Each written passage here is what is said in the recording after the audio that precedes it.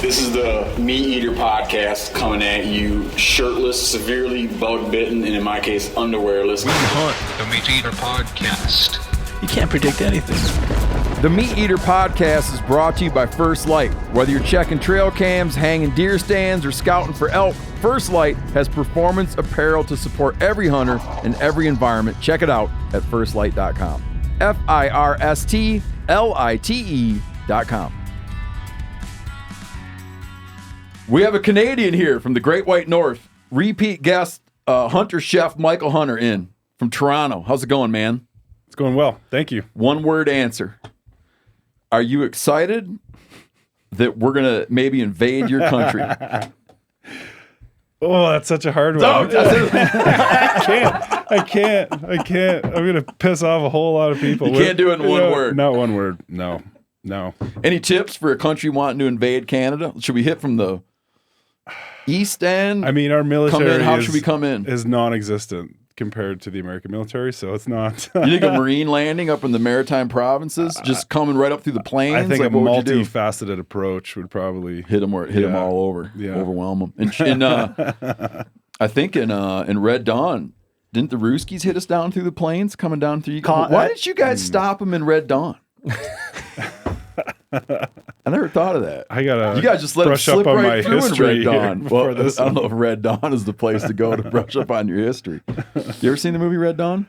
You know, it's been so long, and I have this wonderful ability to forget movies. Well, they just kind of say that they came down through, but there was no mention to like a heroic resistance. It's all good stuff to keep in mind as we prepare to hit you guys hard.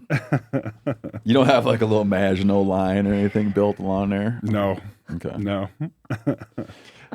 He's got a new book out. We're going to talk about his new book. We're going to talk about his background. That I didn't know that this is the only person this is the closest I've ever been to someone that was the closest I've ever been to someone that was on a fox hunt. Yeah. I grew up as a kid, riding a pony. My mom was on a horse, and we would fox hunt on horseback. Yeah.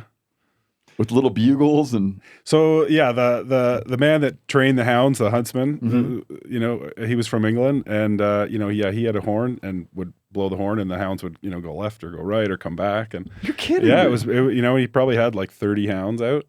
And then how did those hunts end?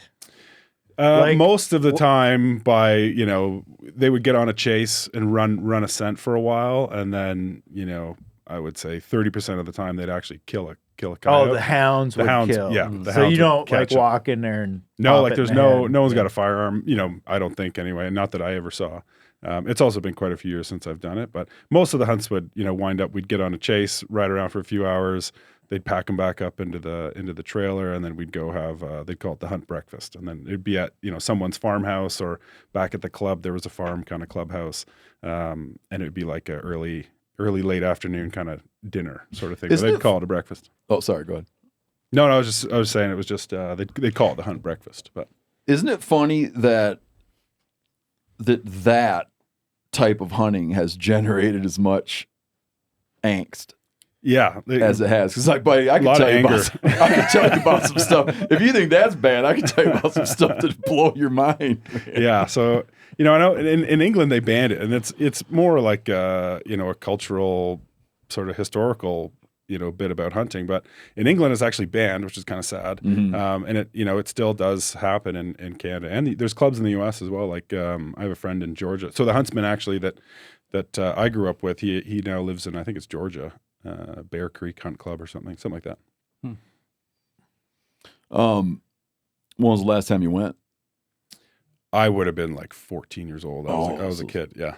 Got it. It's old news. But and then he was actually the guy that took me hunting for turkey. I'd never been hunting for food before, so I was in high school, and I was working in restaurants as a teenager, and I had just seen the documentary Food Inc.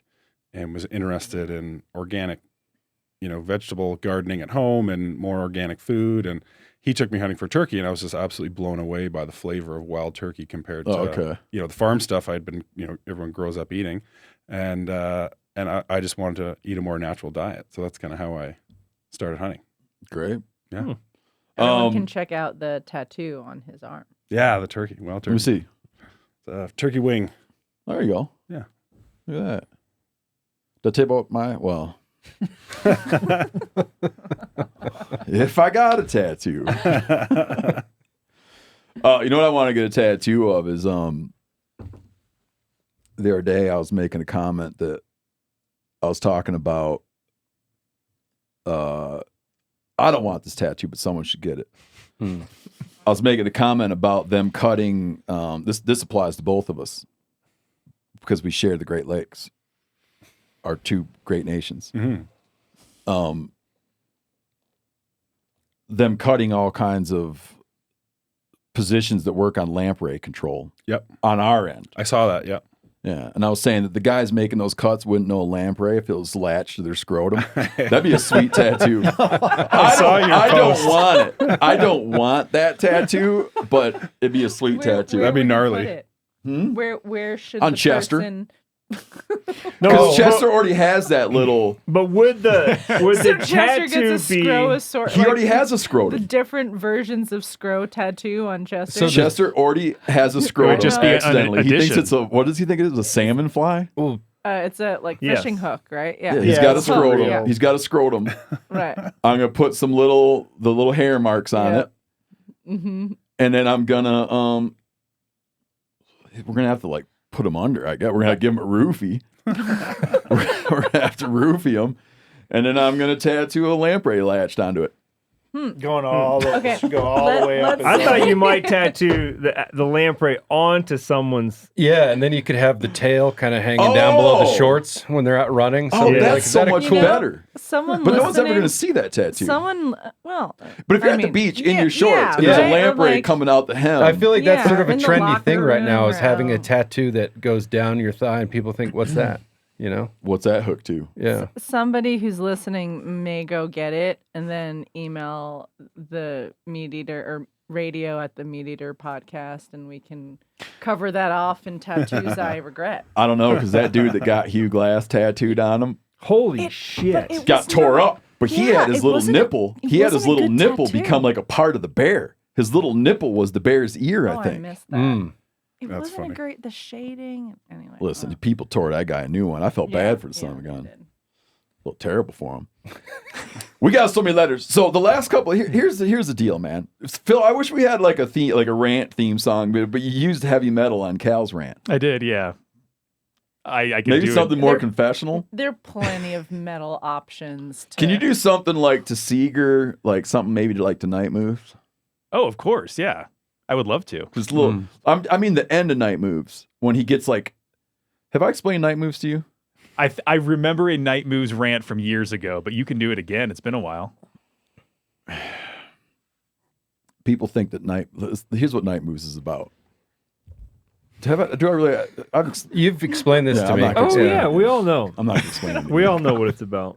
I'm not gonna explain it again. Yeah, something like that. But the end, like woke last night to the sound of thunder. That part of Night Moves. Yeah, a little more contemplative. Yeah. So, but so we got boatload. Like I can't even keep track of all the letters we've gotten on the subject of, because the last bunch, 2 of the last 3 episodes we've gotten into like all the hot-headed, like all the stuff going on at the federal level. We had the president and CEO of Theodore Roosevelt Conservation Partnership on talking about we do an annual conservation State of the Union thing, and he was talking about what the next 4 years is going to look like in dealing with the new administration. After we recorded that, before it aired, we had all these layoffs of the federal land management agencies. Talked about that. It's been a quick moving thing. In fact, so quick moving that we keep changing the release cadence of our episodes because things are happening so fast.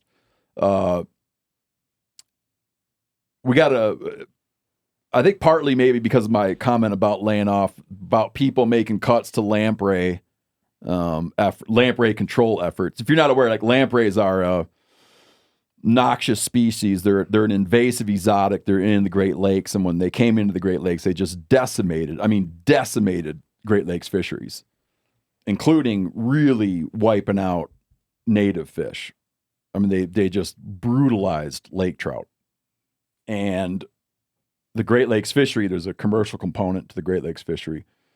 There's a huge, so food for people, right, through tribal fisheries, a huge recreational driver. I mean, it is of paramount. Recreational fisheries are of paramount importance to economies in the Great Lakes. So by some city kid, tech kid, going into DC and sniffing around and feeling like he's being a hero by making all these cuts that he has no idea what he's talking about, meaning he wouldn't know a lamprey if it was latched to his scrotum, isn't productive. Like it's not saving money, right? It's costing money, because in the case of something like this, controlling lampreys has cost tons of money. Destroying the fisheries in the Great Lakes costs a ton of money. So I was pointing out, I can't view that as following into some like America First doctrine. Maybe they're doing it to bone Canada. Stretch. Maybe they're like, I know it's going to sink American fisheries, but this is really going to put the hurt on them in Canada too. I don't know. We got so many letters in. Some guy, there's been a lot of this going on, and people like with how much stuff is happening right now on conservation, how much stuff is happening right now on cutting conservation spending in the U.S. There's this whole thing of like, well, that's what you people should have expected. What'd you think was going to happen? And I had a guy being like, you voted for him. And here's the thing. And I pointed this out to him. I have never, ever said, who I voted for. In fact, I've not said who I voted for, because when I vote, I'm voting for, I like on this show, my promise to audience has always been on this show that I try to, it's hard. As Brody brought up, Brody's sitting right here. Brody recently brought up the point that we always talk about conservation stuff in a bubble, right? Like you take conservation issues and you try to pull them out of their broader political context. And that's what we have historically always done on the show, because we try to talk about issues that impact hunters, like primarily issues of importance that impact hunters and anglers.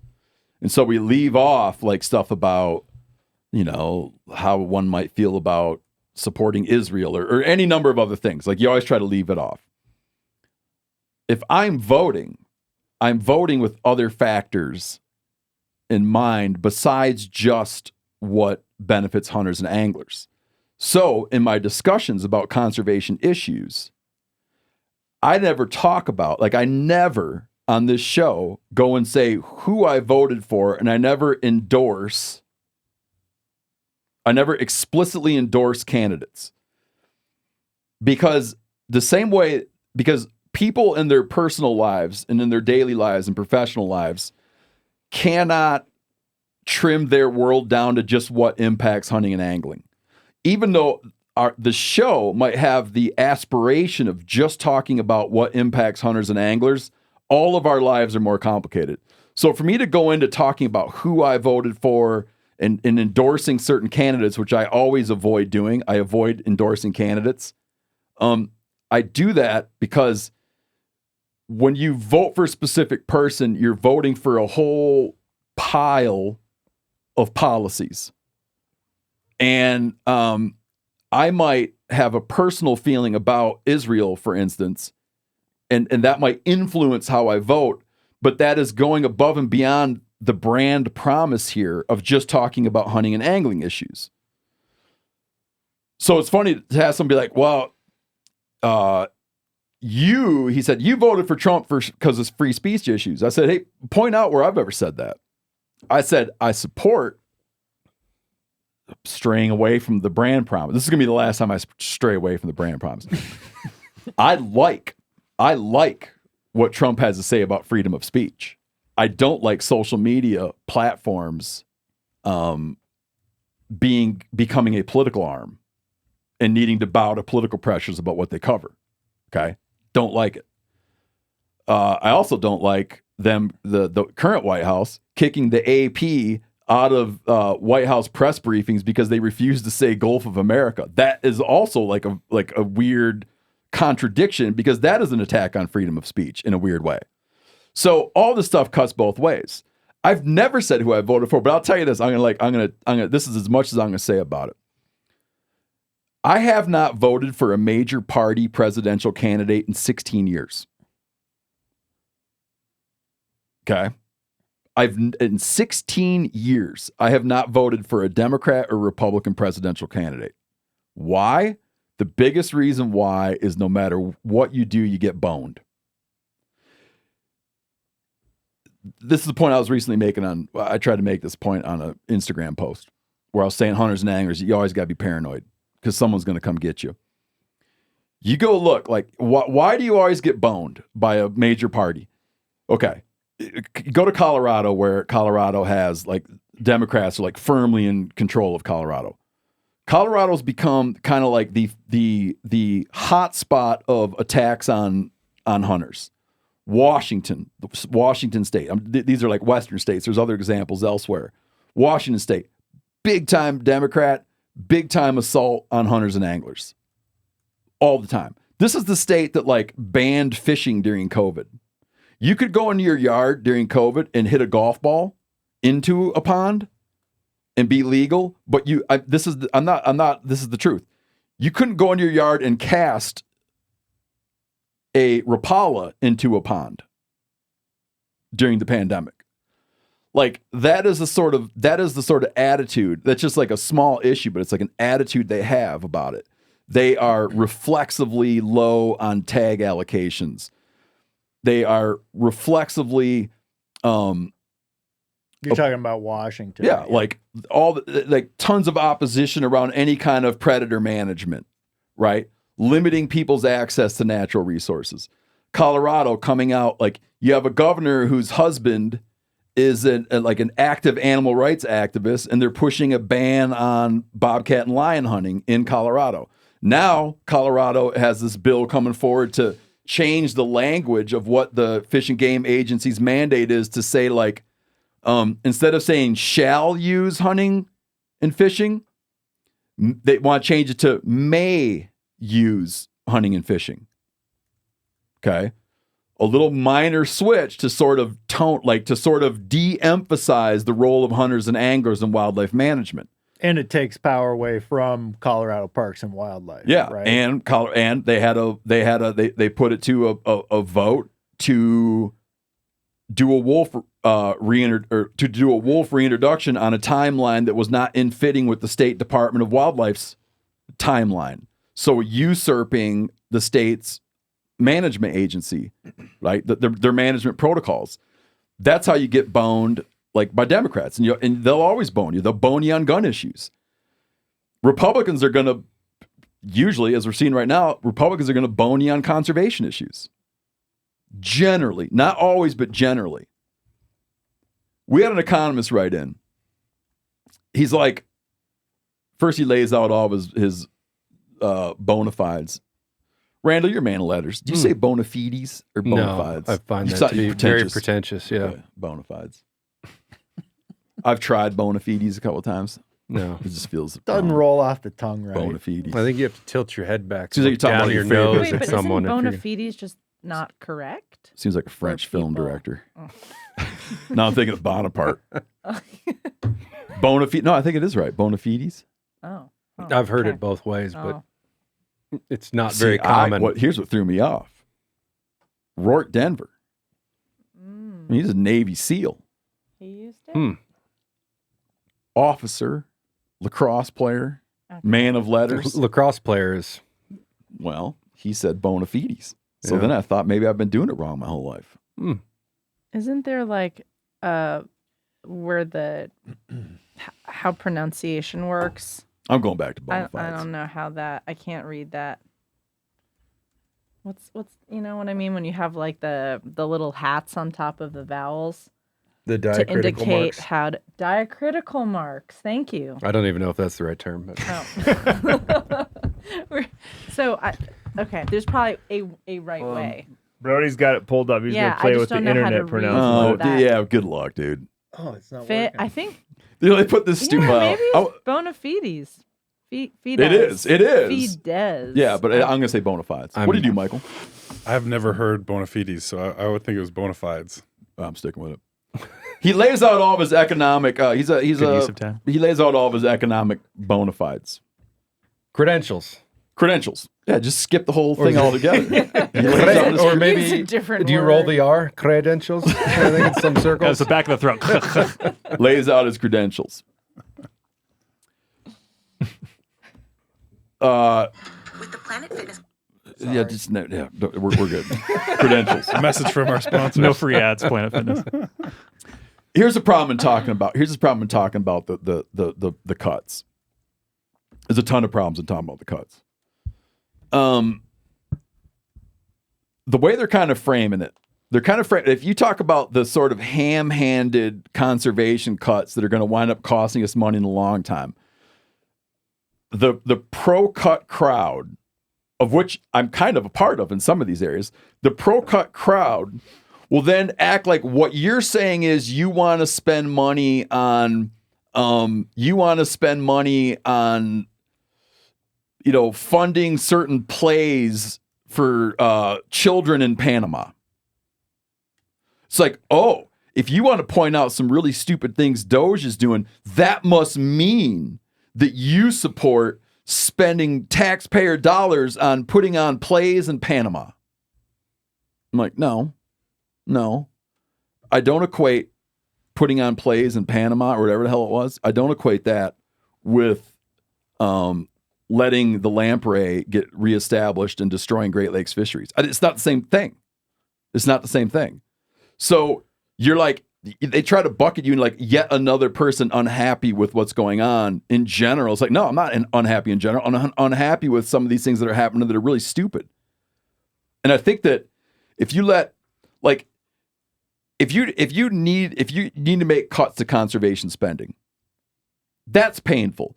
But at least that you'd bring in new agency heads, let them fill out their agencies, and then give them 90 days, 120 days, whatever the hell it is. And trust me, 90 days is not going to make a big difference here. 120 days, whatever. And say, come to me with the 10% reduction. And at least let someone who would know a lamprey was latched onto their scrotum decide what things ought to go. It's just the way they're doing it. The way they're doing it is reckless. And I'm talking about issues that are in America that impact Americans, like public lands and public lands are definitionally American because any American can go on them. Right? It's like you can't take these kind of cuts and act like this is part of this America First doctrine. It's just not. And I refuse to act like that by saying that you don't want to gut conservation funding and public lands management is somehow like an implicit approval of us wasting our money on foreign escapades. It's totally different. This economist writes in, the entire federal workforce only makes up 4.4% of the federal budget. Their incomes are also spent in the economy, which has a positive ripple effect known as the money multiplier. Trying to achieve a federal budget surplus by cutting workforce jobs is like trying to dig a 10-acre farm pond with a hand trowel. So what is the real objective with Doge if it's not to achieve a federal budget surplus? I don't know. Did I say I was reading a letter? Yes. I'm reading a letter. A while ago. Back to reading a letter. The letter goes on. So what's the real objective with Doge if it's not to achieve a federal budget surplus? I don't know. This is the letter. What I do know for certain is that a lot of necessary federal employees in many of our public lands are going to get punished for something that shouldn't involve them. I also know that even if Doge gets everything they want, they still won't even come close to making up for the additional expenses that Trump's economic policies promise to add to the national debt. And we've gotten a million of these letters. I was the other day talking to a federal researcher who works on salmon projects in Alaska. So here you have in Alaska, like salmon is a huge part of the economy. Remember earlier I was talking about with wildlife, like fisheries in the Great Lakes. Fisheries in the Great Lakes have a small commercial component and a huge small commercial component, huge recreational component. In Alaska, like if you take the commercial impact of salmon, it's enormous. And then there's recreational. And then they have a third category of management strategy. Like Alaska Fish and Game looks at sort of three things when they look at allocation of a resource. Top of the pile, first consideration for Alaska is subsistence. Meaning, if you look, they break out people that are going to extract wildlife resources and put them into three buckets. Subsistence sits on top. Subsistence takes priority. Meaning people in remote Alaska who rely on fish and game resources as their protein source, subsistence is top. Then comes commercial, recreational. They're tiered out, right? And there's always like a little bit of fighting between them. But here, salmon drive all three layers of the stack. Salmon drive subsistence, lifeways for many, many people along river systems and along the coast. It's like the primary protein source. Huge in terms of commercial fishery. Huge in terms of recreational fishery, of paramount importance. So these geniuses that are gutting conservation spending have gone in and you keep staff in place, but you freeze their credit cards. That's like the move right now. You put a $1 limit on credit cards. So you have people that are gearing up right now during the salmon runs to begin all their work, monitoring salmon runs, describing salmon runs, habitat improvements, right? And you say, oh, no, we're still going to pay you. Your credit cards are frozen, so you can't do any of your work. That seems like a great way to save money. That'd be like if at this company I came in and said, no, everybody, I'm freezing your credit cards. But you're like, but today, because I'm already getting paid a salary, I was going to spend a few bucks to drive down the road to do my work. No, don't do that. Just sit tight. We're saving money. Really? You're not. It's like, you're not. Oh, I was getting back into like not voting for major. Oh yeah, I said not voting for major party candidates because they always bone you. They always bone you. And I've never voted for, like, talking about voting, I've never voted for a third party that I actually liked. I just vote for third parties in order to embolden third party prospects. See how good that's gone in the last 16 years. I think Ross Perot. No one's topped Ross Perot, right? He's the prime example, I think. So you can see how effective my campaign has been. Yeah, clearly. We got third-party candidates coming through the roof. It's not working. My plan to embolden my one man's plan to embolden and prop up third-party options in America is failing. Is this leading the news cycle in Canada too, or is it where does it land? We definitely hear a lot about American politics, and especially now with the the tariff stuff that's going on. It's definitely more prevalent. Politically, Canada has been more of a boring place, and since COVID, I think they're taking a page from I don't know if it's American politics or who's really fueling the divide, but there's definitely more of a divide now between left and right in Canada than I remember, in the last 10 years. Yeah. And we do get a lot of American news. So yeah, the lamprey thing and the they can do whatever they want with the tariffs. I'm staying out of it. It's stupid. It's stupid. I'm staying out of it. Yeah. It's not worth even talking about. Me and Yanni ran for president one time, and we ran under better hunting and fishing for America. You ran in a bubble. Yeah. We tried to bubbleize. We ran in a bubble. But my God.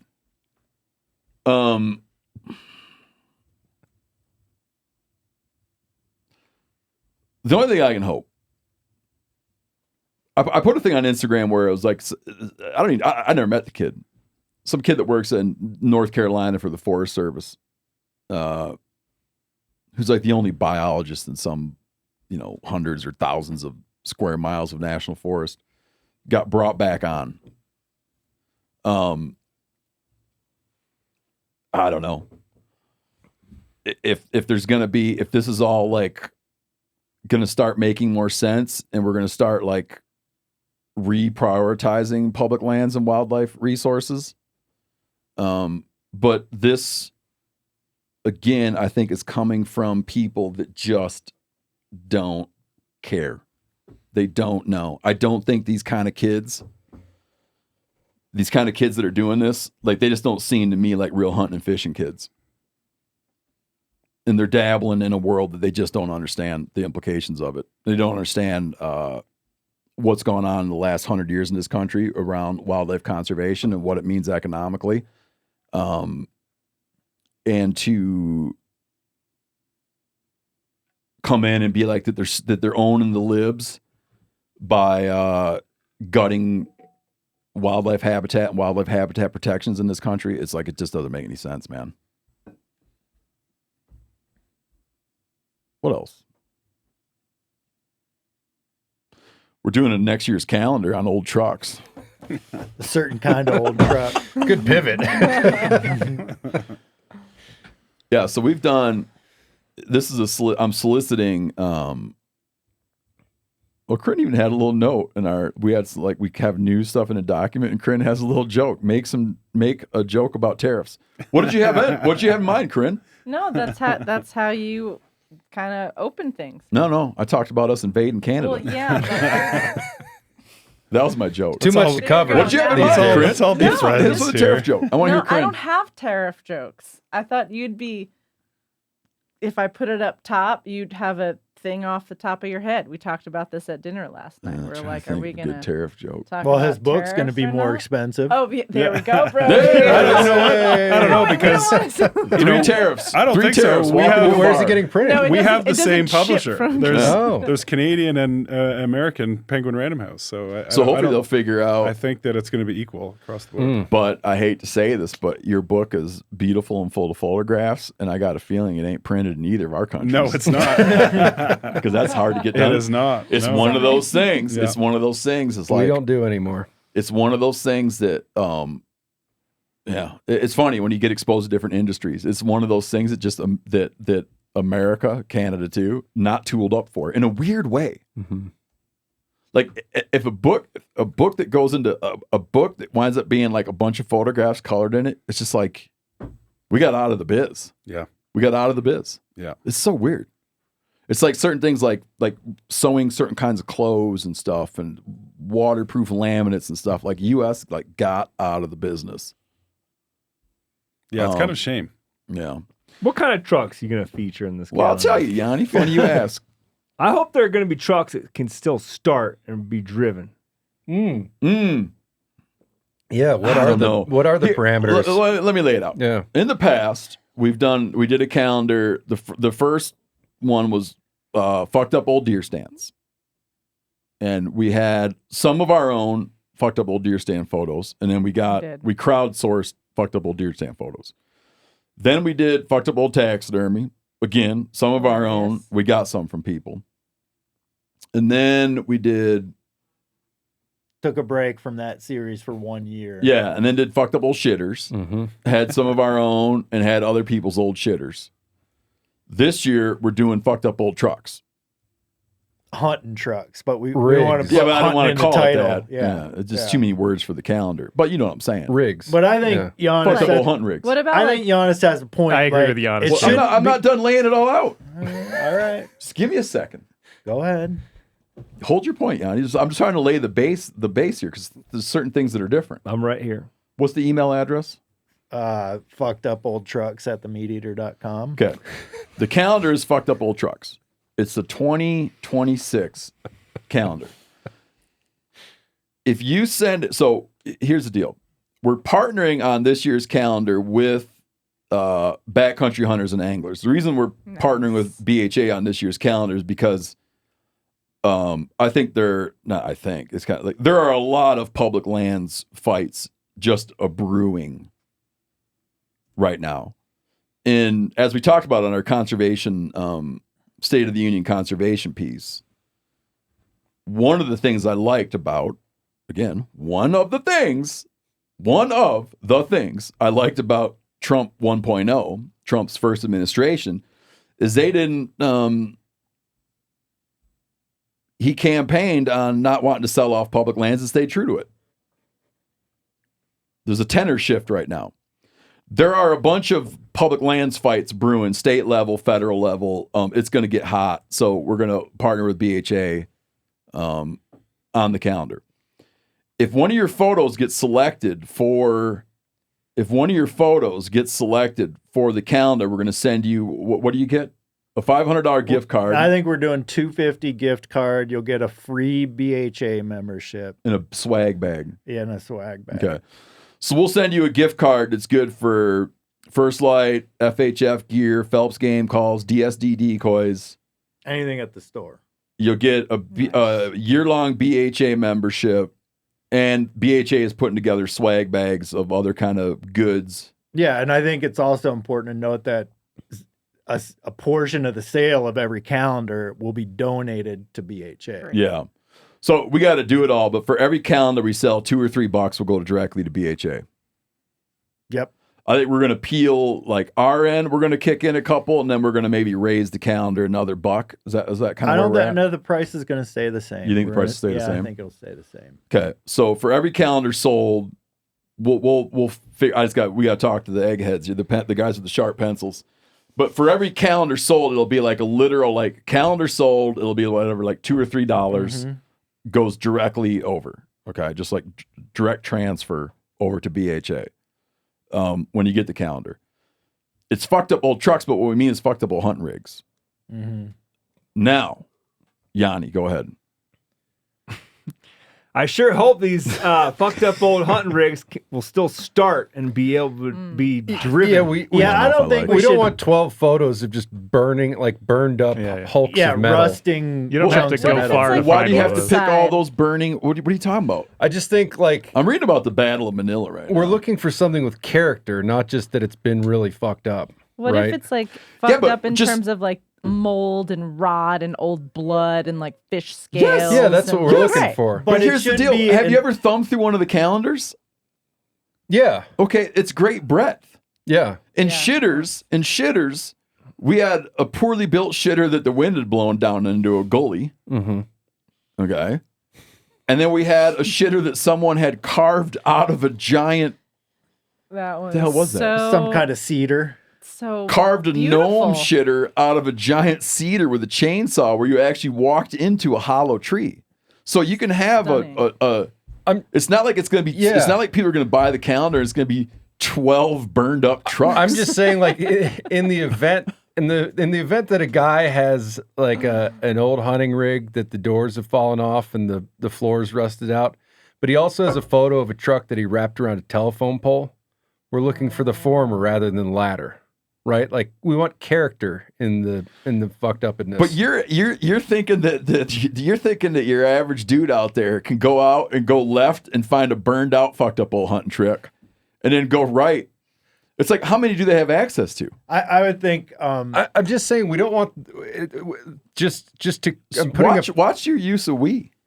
I am only suggesting that we're not looking for fucked up as a measure of and how bad of shape it's in.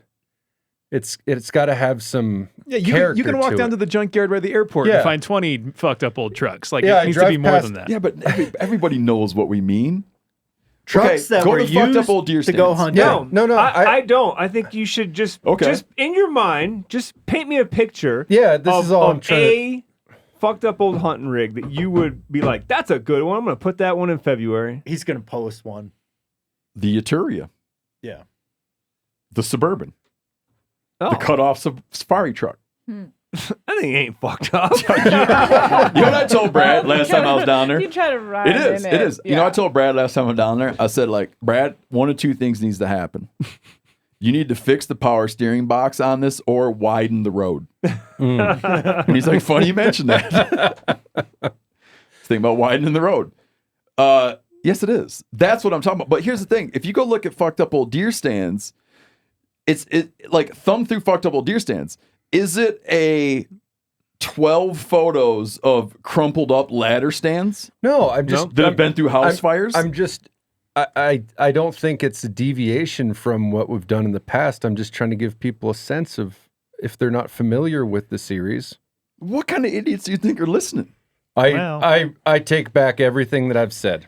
Could be your truck. Could Did you be hear your what Phil said back there? Yeah. I did.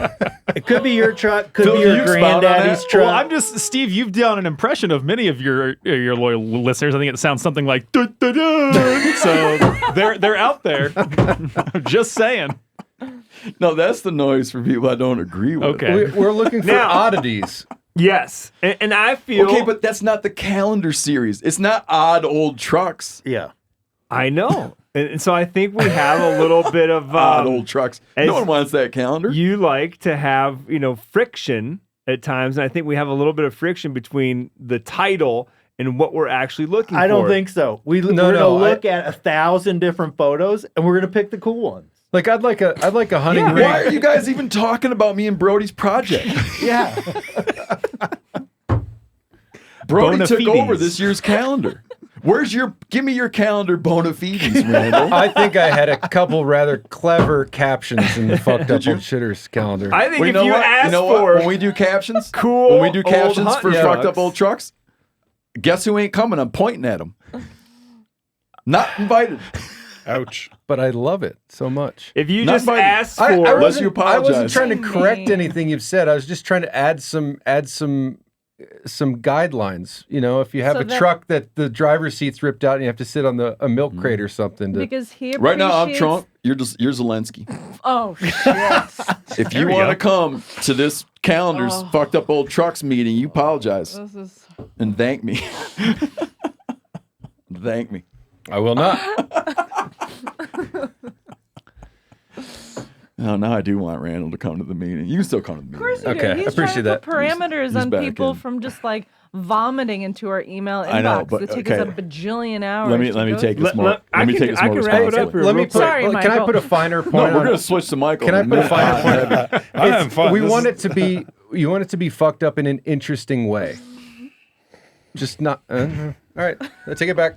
No, I understand. Go on. Then I'll retort. That's all. I was just trying to suggest that like the more interesting it is as a fucked up thing, the more likely it is to end up in the calendar. Not just your average like. I rest my case. Add that to the list of things that Steve feels very passionate about. His calendar project. Okay. Please. You're making. You're a solution looking for a problem. We have never had a problem with our audience understanding what we mean when we say fucked up old taxidermy. Like when we did fucked up old taxidermy, go look through the calendar. Yeah. Is it burned up taxidermy? There was some charred taxidermy, I believe, in that. No, you're calendar. right. You're right. A little bit. And there was a shitter that had burned up. Yeah. So Go ahead, folks. Get the gasoline and the matches and have at it. but you're acting like people don't understand what we mean when we say a fucked up old truck. And you're infantilizing them, and you're what's that? What there's another word like that? Patronizing. You're patronizing them and infantilizing them as though they don't know a fucked up old truck when they see one. Well, trucks are a dime a dozen. There's so many trucks out there. I think we've been on Okay, the here's subject the for thing. So 17 we have to minutes. be more specific. I'm with Randall. I I get get it. Here, I got a way to put numbers around it. Yeah. We'll put numbers around it. I'll bet you right now $100. Uh-oh. $100 as we sit right now, where we're sitting right Last time you bet with me, you didn't pay up. now. Oh, what do I owe you money? Yeah. For what? For when we were talking about the Arizona thing. In what episode we mentioned the whole Arizona state big game raffle. And who But was anyway, right? I was. Of course I was. How much did I bet you? It was like $5. Oh, I'll pay you. I don't need it. Don't worry. I'm just saying. I won $1,000 bet against Janis and forgave him. I won $1,000 bet against my sister-in-law Corinne and forgave her. I bet her at one point in time. I bet her that in 10 years, Pebble Mine. It was like my bet was that Pebble Mine, and it was a 10-year window. I was like, in a decade, Pebble Mine will not be developed, and I won. And forgave her the $1,000. I'm forgiving Let's you. wrap this calendar I'm forgiving you the stuff up. $5. Well, yeah, let's move no. on. Here's the bet. Here's the bet. Me and Randall are betting $100. We got a witness, and here's the bet. got And I don't know. thousands of witnesses. We'll have to put it to Seth to figure out. I bet you that of all the submissions, 50% will demonstrate what I understand to be people's understanding of what is a fucked up old truck. A minimum of 50% will be like, well, look, it'll be, you'll put a picture up, it'll be like, gets it, doesn't get it. But what you're saying there is that my guidance and further clarification would in fact have been needed for 1 out of every 2 listeners. Because 50% would not be in line with what you think of as a fucked up old truck. Brody, what percent make the calendar? What percent of submissions make the calendar? Well, less than 1, probably. Way less than 1. Yeah. So I'm just trying to be helpful. going back to my point, we'll get a lot of really cool photos. We'll pick the coolest ones. They'll end up in the calendar. Period. Yeah. But we were talking about doing this too. As we're talking about building a voting function. Yeah, we're going to do that. We're going to build a voting function where I don't know how it's going to work. Well, we'll say we get 1,000. It'll be more probably, but let's say we get 1,000 submissions. We'll have a website. We'll select 100 of those, put them on the website, and people will vote. And the top, say 10, will end up in the calendar. Yeah, but we need to. Here's the thing: is like, you know, here's a complication with democracy. Is we're like, what if we do the whole vote thing? But there's some that we just like too much and they don't make it. That's why we're going to peel off. Yeah.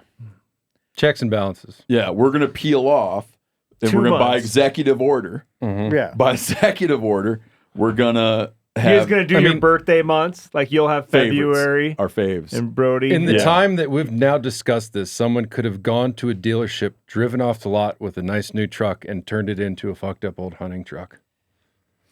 Yeah. Remember, I will say, listen. I'm going to add one more thing. This doesn't guarantee you're going to get in the calendar, but if you got a sweet photo of your fucked up old hunting rig on public land, that's even better. Yeah, or you can just say it was public land. Yeah. Well. So yeah, game on. Fucked up old trucks. Not very far into our document. I just suggested to Phil that when we edit this, we play the fast forward sound effect. So it's like, fucked up old truck, fucked up old trucks. And then there's still arguments so we can get through this, but I guess. No, we're getting there. This is my favorite episode in a while. Keep it going. So here's the next thing we're going to talk about. Has Jani researched what his part of Wisconsin that he's deforesting looked like pre-contact? I am researching it. It is harder to find that information that you would think, but I'm partnering with a private lands biologist with the U.S. Fish and Wildlife Service, and they're helping me put about 5 acres. Actually, we've turned it into 7 now. 7 acres of the property. We're going to turn it into an oak savanna. You familiar with that? Yeah. That's what you're aiming for. Well, we have 40 acres that we're dealing with. 50 really, but this is just 7 acres of it is doing that. But I because I feel like they have access to this sort of information, I was asking them. And because we're going to have a seed mixture, right, that goes in once we, after we deforest the place and then chemically burn the shit out of it, we're going to come in with native grass seed and forb seed to bring in what's there. And I was asking him, I said, well, are we going to go and look at historical data to then inform what sort of stuff we try to plant back in there? And he said, yes, we can do that, but because things are constantly changing in the environment, it's not all like it can inform you, but what has happened in the past might not necessarily be what you want to do in the future, because 100 years ago or 200 years ago, the climate was a lot different than it is now. And so depending on what you want to see and the successes you want to have, it could be different. So yes. Yeah. I have been researching. I think it's good. Like. Whether or not you can achieve it or even want to achieve it, I think that understanding what it is would enhance your great enhance your journey, greatly. Your slash and burn deforestation journey. Mm-hmm. You want to continue? I can talk about this. Janis' for the next memoir 2 is hours. going to be it's going to be the Lavian To lover. cut a tree. The Lavian lover. My time as a deforestation agent. No, our buddy Kyle Leibarger. You know, I was listening to him recently talking about the state of Alabama. He says in probably since European contact, the state of Alabama has never had more trees than it has today. Yeah. And he would like to see a lot of trees cut down and restored into native grasslands and prairie habitats. Understood. I'm mostly joking. I'm mostly teasing. Oh, you. yeah. I know. He just gets. But I love talking about it. No, well, okay, we'll get some time to dive in more deeply. There's another one that we were going to talk about today that we're going to have to punt on, but God, it's a great question. Like, I try to skirt free of like just major controversy on the show, but this guy's wondering like, Is that right? how much he's wondering about. I don't know if I can. I don't know if I want to get into this. It's like really divisive. Is how much fur shit is too much? Like, you know, like he's saying, like when you do a little like you put some bear claws around your hat band, or you got like a bear claw necklace. Yeah. You got like a fur hat. Our buddy Dan Gates pushes the envelope. You know who I'm? From Colorado's for Responsible Wildlife He'd be a great Management. person to have on the debate. Yeah, because he has a giant wardrobe, according to what I see on Instagram. Are you guys familiar? Yeah. I mean, old timey. Yeah. Every time he's addressing a topic, I mean, there's a new vest or, you know, some sort of new accoutrement to his wardrobe that is, you know, fur, or like you said, there's a lot of claws, horns, antlers. It's a real debate. I think it depends on the person too, man. I mean, listen, we're not. Yeah, you're right. You That's go why to we the can't get into Bozeman it right now. airport, you're like, that person shouldn't be. Yeah. You know? Yeah. We'll dive into it bad. What's too much? Any just quick thoughts, Michael? Yeah, you want to just touch that because you won't be here when we actually dive into it. You know, I just from listening to your friend there, I think I need more. You know, you need more in your own personal closet. Do you wear any furs? I will put a feather in my hat when I'm turkey hunting or something, or I like to collect the odd pheasant feather. I too have a muskox hide that I'm wondering what to do with. You don't wear it though. No, I don't wear it, but that would make a cool. Oh, it would. I would suggest harvesting really cool what was it? Kiviot? The wool. The wool. Okay. I still might. Yeah. Please, I hope I'm still on the list of people that might receive a beanie out of it. Phil, can you aim a camera at that muskox hide? No. Can I? Sure. You want to? Sure. This should be fun. Brody will do it. You gotta loosen something up. No, don't even worry about. I just want to see you figure it out. Okay. That's the up and down one. Here we go. Is that it, Phil? No, there you go. You got it. Now, Yanni, grab a little kiviot off that sucker. Well, now that Brody's got a camera on it. While we're doing this, you had mentioned earlier in the show about animals people don't want to eat, but they shoot. Mm-hmm. When I was in the Arctic, Arctic, it was before the show. Oh, it was before the show? Yeah. Okay. Sorry to the listeners for confusing people. But what I found interesting was when I shot mine in the Arctic, the locals, there was 4 guys, we shot 4 muskox. We couldn't possibly bring all of it home. We brought home about 800 pounds of meat, but a lot of the locals didn't want it. What? Their primary, and a lot of them really need food. They want caribou.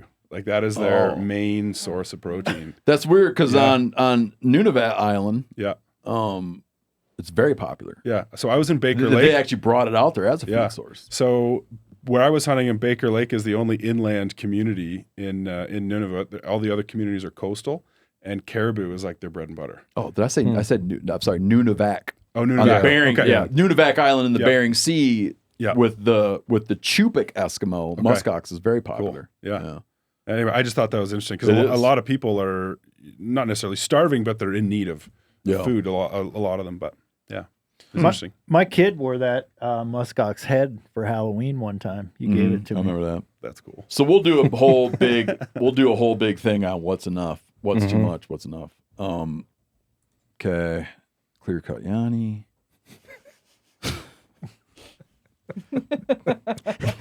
So that wool, you just pulled the wool off the muskox hide. Yeah. You can actually harvest wool and make stuff with it. Well, and without- supposedly it's the warmest. Like it Really? beats out cashmere, Yeah. merino. Oh, I bet. There's nothing else like. I mean, think Yeah. about where that animal Yeah. lives, and it's hard to harvest if I remember correctly. Like it takes I forget, there was something that made it a little bit prohibitive, to do stuff with it. They don't have domestic. Do they have? There wasn't no. And I want to say a lot of times they harvested it just in the springtime by plucking it off of bushes where Yeah. when they'd shed it. Mountain goat. You know, people Hair. people would go out and just collect it off. That's when, cool. when they're shed in the spring. Okay, one of the things, Michael, that we were going to get into is I was trying to challenge you on something that Brody found out you were right. Okay. All right. I like this. Did Canada have wild turkeys historically? Historically, we were told in our hunting course that yes, at least where I grew up, and the hunting licenses are done by the province.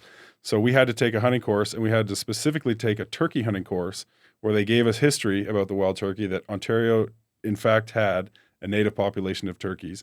They were extinct due to market hunting in the 1800s. Got it. And they were brought back, I believe, in the 1980s, 70s, 80s. 1984. There you go. 274 wild turkeys from various U.S. states. And did we trade it? Did we trade moose to a state? Otters, for that? partridge, geese, and moose. Yeah, That's a good trade. yeah, I love that's a it. cool trade. And now the wild turkey population in Canada is like, in Ontario anyway, is absolutely flourishing. Like, Is it hard to get permissions? I would say yes and no. It kind of depends. Like, I grew up in a rural community, so I've got a lot of contacts and family friends and stuff that let me run around on their farms. I think for like an average, city person that's interested in hunting and wants to get their license, I think it's harder for them. I take, when my son was smaller, I would just take my kids to farmers' doors and knock on the door and say, I want to take my kid hunting. And Oh, dude, yeah, it melts their heart, man. Totally melts their heart. Now my son is 6'3". Like, when it comes to permissions, man, you got to get yourself. Yeah, I wouldn't be bringing him anymore. It's Yeah, too now it's intimidating. scary looking. growth now. Get yourself some kids, even if you got to Yeah. borrow them. Yeah, little nephews or something. Borrow them. Okay, run up to the door. Run up to the door. Be real friendly. Act cute. Yeah, but yeah, no, and I don't know the laws, but there's some provinces where it's actually illegal to lease your land for hunting. Whereas I know in the States, it's really, everybody's got a hunting lease somewhere. Like Saskatchewan, I think it's illegal to lease your land specifically for hunting. However one feels about that personally, how do you what is I know you're not like a policy expert on the issue, but how do you argue that? Like, what is the argument? Like, how do you even tell a landowner that? Like, what the hell? I have no idea. I mean, how would you enforce that? Yeah, well, I'm just saying, like, regardless of how you might personally feel about, however you might personally feel about leasing, not leasing, paying your own money to lease, whatever, wishing it was the good old days where you just hunted on everybody's place and never even asked. However you feel about all that, I just can't picture crafting legislation that would tell a landowner you cannot lease hunting rights on your land. It's like, kind of like, well, that's like saying you can't. What's it to you? Yeah. That's like saying you can't raise cattle or grow hay. Almost. Yeah, be like, you know what I mean? Like, you can't you make can't- money off your land. Yeah, you can't lease farming rights on your land. Be like, why? Yeah. Well, it's more government overreach. Well, no, it just seems like it'd be a hard one to sell people on. Yeah. Because it's not there's no sort of like there's no impact on neighboring properties. Yeah. It's not like you dumping hog shit into the river and acting like it's not your problem anymore. Yeah. Right. It doesn't like bleed over onto your neighbors. It doesn't impact anybody. Yeah. It just seems like it'd be your call. Yeah, I'm not sure. I'm not sure how it works because in Ontario, I don't think it's the case, but other provinces, I've heard that it is. What's the public land situation up there? Public land, we call it crown land. There's tons of it, and hunting's generally pretty good depending where you're going. And I think some of the bylaws, like I guess it depends if you're close to provincial or federal parks. Like there's certain parks that there's no hunting in the parks, but the crown lands, I think it's open. You're allowed to camp on them for. You have to move your structure every 3 weeks, like if you're going for a big trip or something. But it's pretty well just free reign. Can you guys find Turks on public land where you're at? Oh yeah, Really? yeah. And there's public land, but it's like municipal public land, so not far from where I live. An hour and a half from Toronto, you can hunt. I think they call them like they're county forests, and they're municipal lands. And I don't know if they've been donated or what they are, but there's hiking trails, there's quad trails, snowmobile trails, whatever. And then they'll say like yes to hunting or no to hunting. And there's some Turks out on that stuff. Yeah, I've shot turkeys on public land. Oh. Yeah. How many turkeys can you kill in a season? We have 2 per spring, 2 male bearded birds per spring. And they opened up a fall season, which I don't have time for. Can you guys shoot?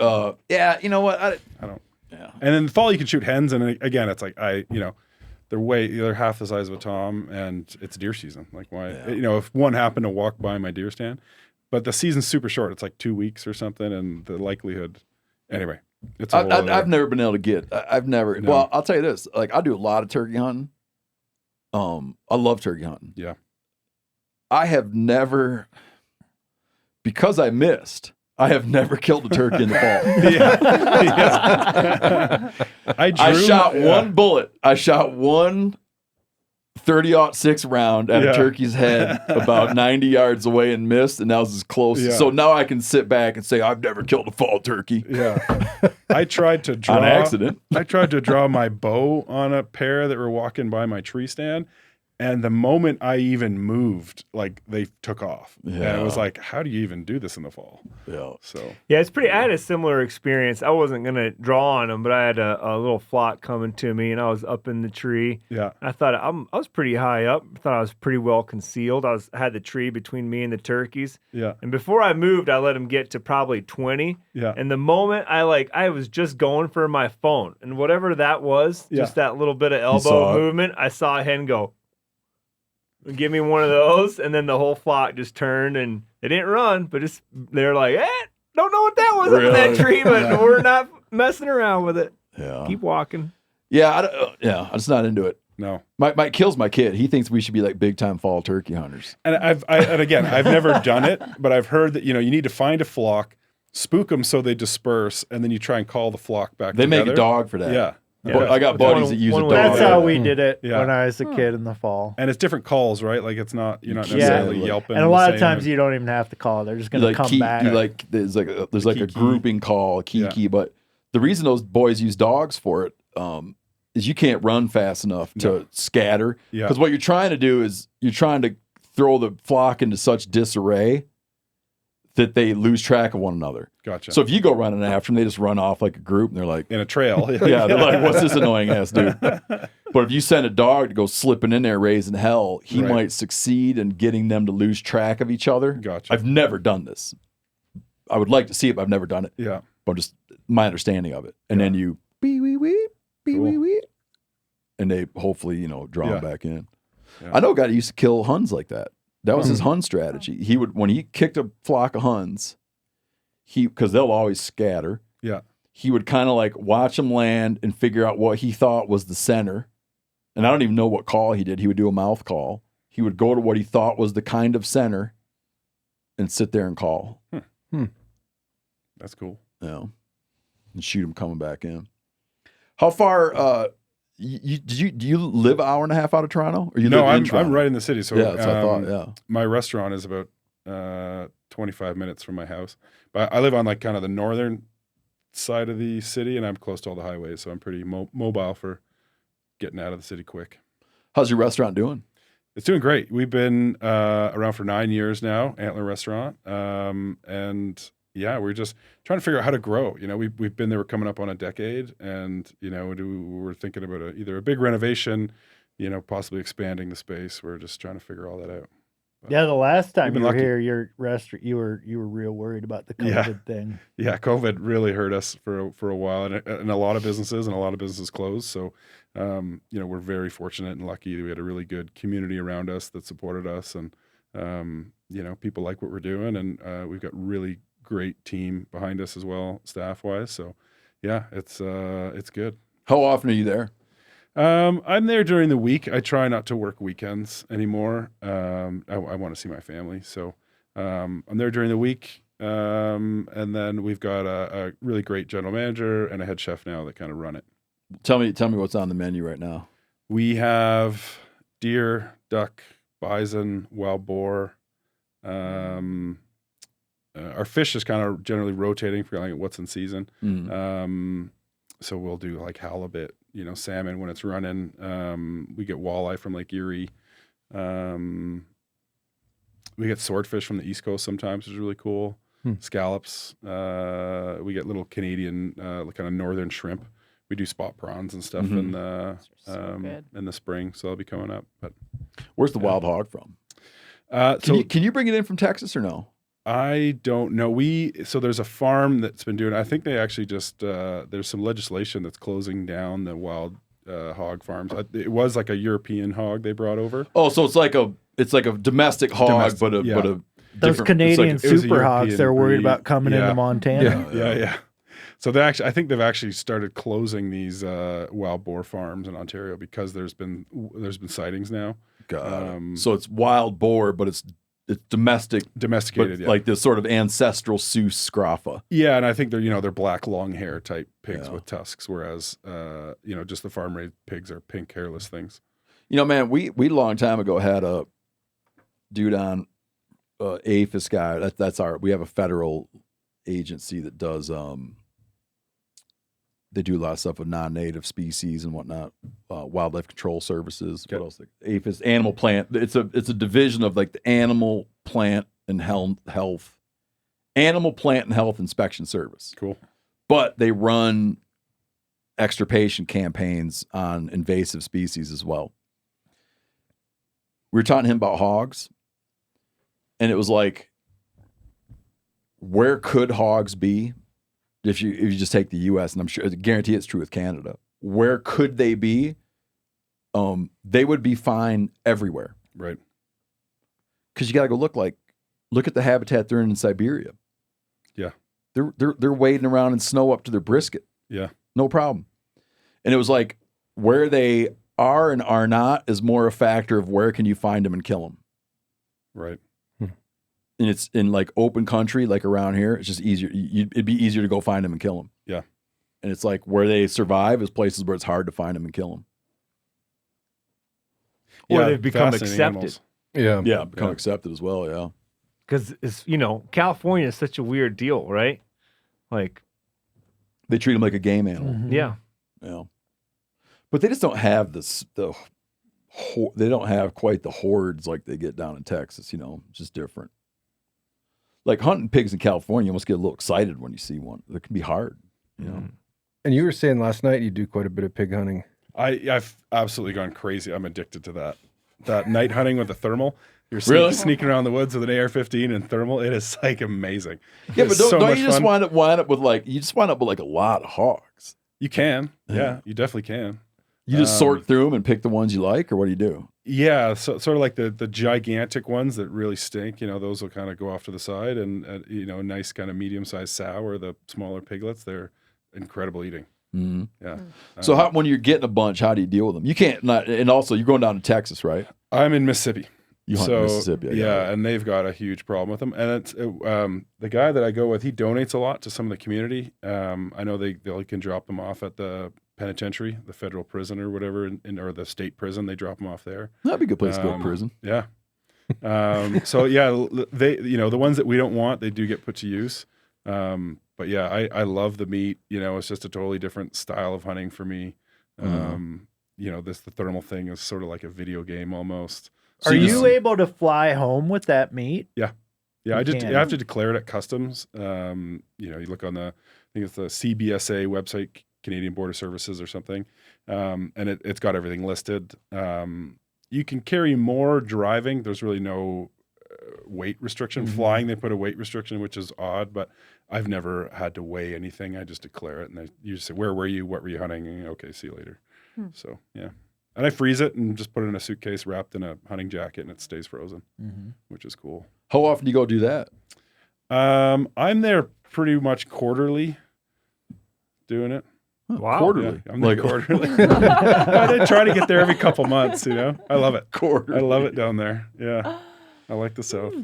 Well, when you guys sell deer in your restaurant, you're buying it from New Zealand or something? No, there's a lot of local farms. You can. It's actually cheaper from New Zealand, which bugs me. But yeah, there's a couple local guys that farm it, and they're red stag species, yeah. And he's and the cool thing about the game farms is there's like smaller family run type deals, so you can kind of get to know the farmer and tour the farm and meet the family. It's neat. Talk about what they feed them and their habitat, and that's cool. Yeah. I wonder if you see that. Do you ever do those guys sell product in America? That I don't know. I think it's a lot harder for them. I know the cattle goes across the border, but I don't know about the game species. So when you go buy it from them, how do you buy it? Like, what's it show up to you like? We buy it quartered. Like, we buy whole quartered. Do you pick what quarter you want? No, we take the whole thing. We have to buy a whole animal at a time. Oh, you do? And then, yeah, we get it. We, he just does us a solid and quarter. We used to get it whole. And then he asked me, what are you guys doing with this? And I said, I told him, we just break it down with a hacksaw. And then he said, well, just get a Sawzall. And I'm like, I'm an idiot. Why? I've been doing this for like 3 years with a hacksaw. And then the Sawzall just cut our time and, by a fraction. And then he was like, well, I can just quarter it for you. Like after 5 years. Even quicker now. Yeah. So I was like, okay. Like I didn't know that was an option, but. So he goes out, like, is he able to go out? He just goes out and shoots the thing. No, he has to actually get it onto a trailer and take it to a slaughterhouse alive. So he saws the antlers off it? I haven't actually asked him about that. I know he sells antler. If you want antler specific stuff, he'll sell you antler. But yeah, I think he has to. I can't picture that you could transport them with the antlers on them. I have no idea how that works. I'll ask him. I've never asked that question. And it's red deer. Yeah. But there's like a legal governmental process for getting them. He has to get it onto a trailer alive to a slaughterhouse. Yeah. And there's been times where he's called me and said, hey, I got to come. I can't come this week. I got to come next week because I couldn't catch him. So he has to wait till they get into he's got like 1,000 acres or something. Okay. And, when they're in the barnyard, he can kind of shut a gate and corral them onto a trailer. But there's been times where he's like, I think during mating season in the early summer, spring, he can't actually catch them or something. So there's been times like in July, he's like, yeah, they're mating or something. I can't get one for you this week. So you order like one? We usually get two, one or two. And then the last couple of years, we've actually been buying like 30 at a time. There's a friend of mine that does a cull with like another game farm. And he's been culling animals, and they actually shoot them. They had a veterinarian on site that inspected the heart and liver. And then the brains were sent for CWD. And then once everything was cleared, it went to a butcher shop and got stamped. So they check them for CWD. Yeah. You know what a weird deal? I know this isn't with you guys, but someone sent me these. I was looking at these exchanges the other day, and the deer farmers here, the deer breeders here, not meat guys, but like antler guys. Yep. They're trying to use this political climate here to try to get like the Doge boys to kill CWD research because they're sick of hearing about it. Yeah. They don't want them researching it. Yeah, that's a bummer. That sucks. So they're trying to say like, hey, while you're throwing out all kinds of conservation work, throw that out too. Yeah. That's unfortunate. Because they don't even want to talk about it. Yeah. Because they know what it's going to mean for them. There was a game farm in Quebec, one of the largest in the countries, that got completely shut down and had to kill all their entire herd because of CWD. And they were just the risk of it getting out into the wild. Do people ever ask about it in the restaurant? Never. No. Not one customer has ever asked. It's probably not on their radar at all. That's the thing I wonder about, man, is like with there are, I'm pretty sure I heard this. There are some food banks that aren't accepting. Oh, game meat. Yeah, and then also there's this. There was a processor that used to process 4 food banks. I believe in Wisconsin. There was a guy in Wisconsin that would process 4 food banks. Or Michigan, maybe. Was it? Yeah, you know what? You're from right. the email, yeah. It was Michigan. There's a processor that you could, like, dudes that like to shoot deer, but they don't know how to cook, or they're squeamish and they won't eat it. They would go and shoot deer, but then they don't know what to do with it, so they always want to donate it. Right. You know? So, you know, because their kids are like, I want butter doodles. So, but this processor is like, he can't have it in there anymore. Yeah. He can't have it in his plant because of CWD. So I wonder if as we get more CWD spreading around more, I always wonder, is that going to put an end to being able to supply food banks and charitable organizations with deer meat? I know they changed a bunch of laws where I am as well, where, you know, any butcher could take game from a hunter and butcher it for them, you know, in charge for it. And that now a lot of them have shut down because of new rules and regulations. They've got to clear out all of their, you know, farmed meat, wash everything down, like walls, ceilings, floors, give everything a wash, then butcher the game, then wash everything again. And then they're allowed to bring in, you know, farm raised products again. So a lot of the processors just say, no, they don't do it anymore. Yeah. So, I just get a little bit worried about, what that, if places stop accepting it. Right. If people stop accepting it, I don't think, we're not in a position where we're not in a position to kill less deer. They're trying to get people to kill more deer in a lot of suburban areas. Right. So it's like, if they stop accepting it, I just think it's just be more shit winds up in the ditch. Yeah, because people aren't. There's just a lot of people will never process their own animal. They just won't do it. No, they're not going to do it. And like everything they shoot goes in that. And then donation. If people don't want to accept it, what's going to happen? And then here's another thing that's like, there's this idea that never goes away is like that we should go back to the days of selling wild deer. Yeah. And with CWD every year being in more and more and more counties, I don't even know if that's like a great business plan, because once you have in these areas where they're pushing to sell deer, particularly like in the eastern US, if there's CWD infection there, 5%, 10%, it gets as high as 50% in some places. I don't know how much of that shit you're going to be pushing down at the farmer's market. Yeah. Have they linked? People are being like, what now? Have they linked CWD to humans yet? Yeah. Never. Never. I hope they never will. Yeah. Like, no one's ever gotten it. I mean, hunters in America, dude, look, not just hunters in America. I said this one time to a CWD researcher, and they're like, no, that's not true. And I'm like, it's true, dude. I was like, hundreds of thousands of Americans have eaten CWD infected meat. Probably. Definitely. I would think so. Dude, once she said no, and I was like, maybe she's right. And I thought about it for a minute. And then I thought about it for a while longer. I'm like, dude, hundreds of thousands of people have eaten CWD infected meat. No one. Wow. But there's this like, there's risk, meaning mad cow has jumped. Am I wrong about that? No, like it's no, for sure. So like mad cow, like it becomes like Jakob, Creutzfeldt-Jakob disease. Mm-hmm. Prion diseases have moved across the barrier. This one has not. Okay. But there's also, but what I'm talking about is just a perception issue.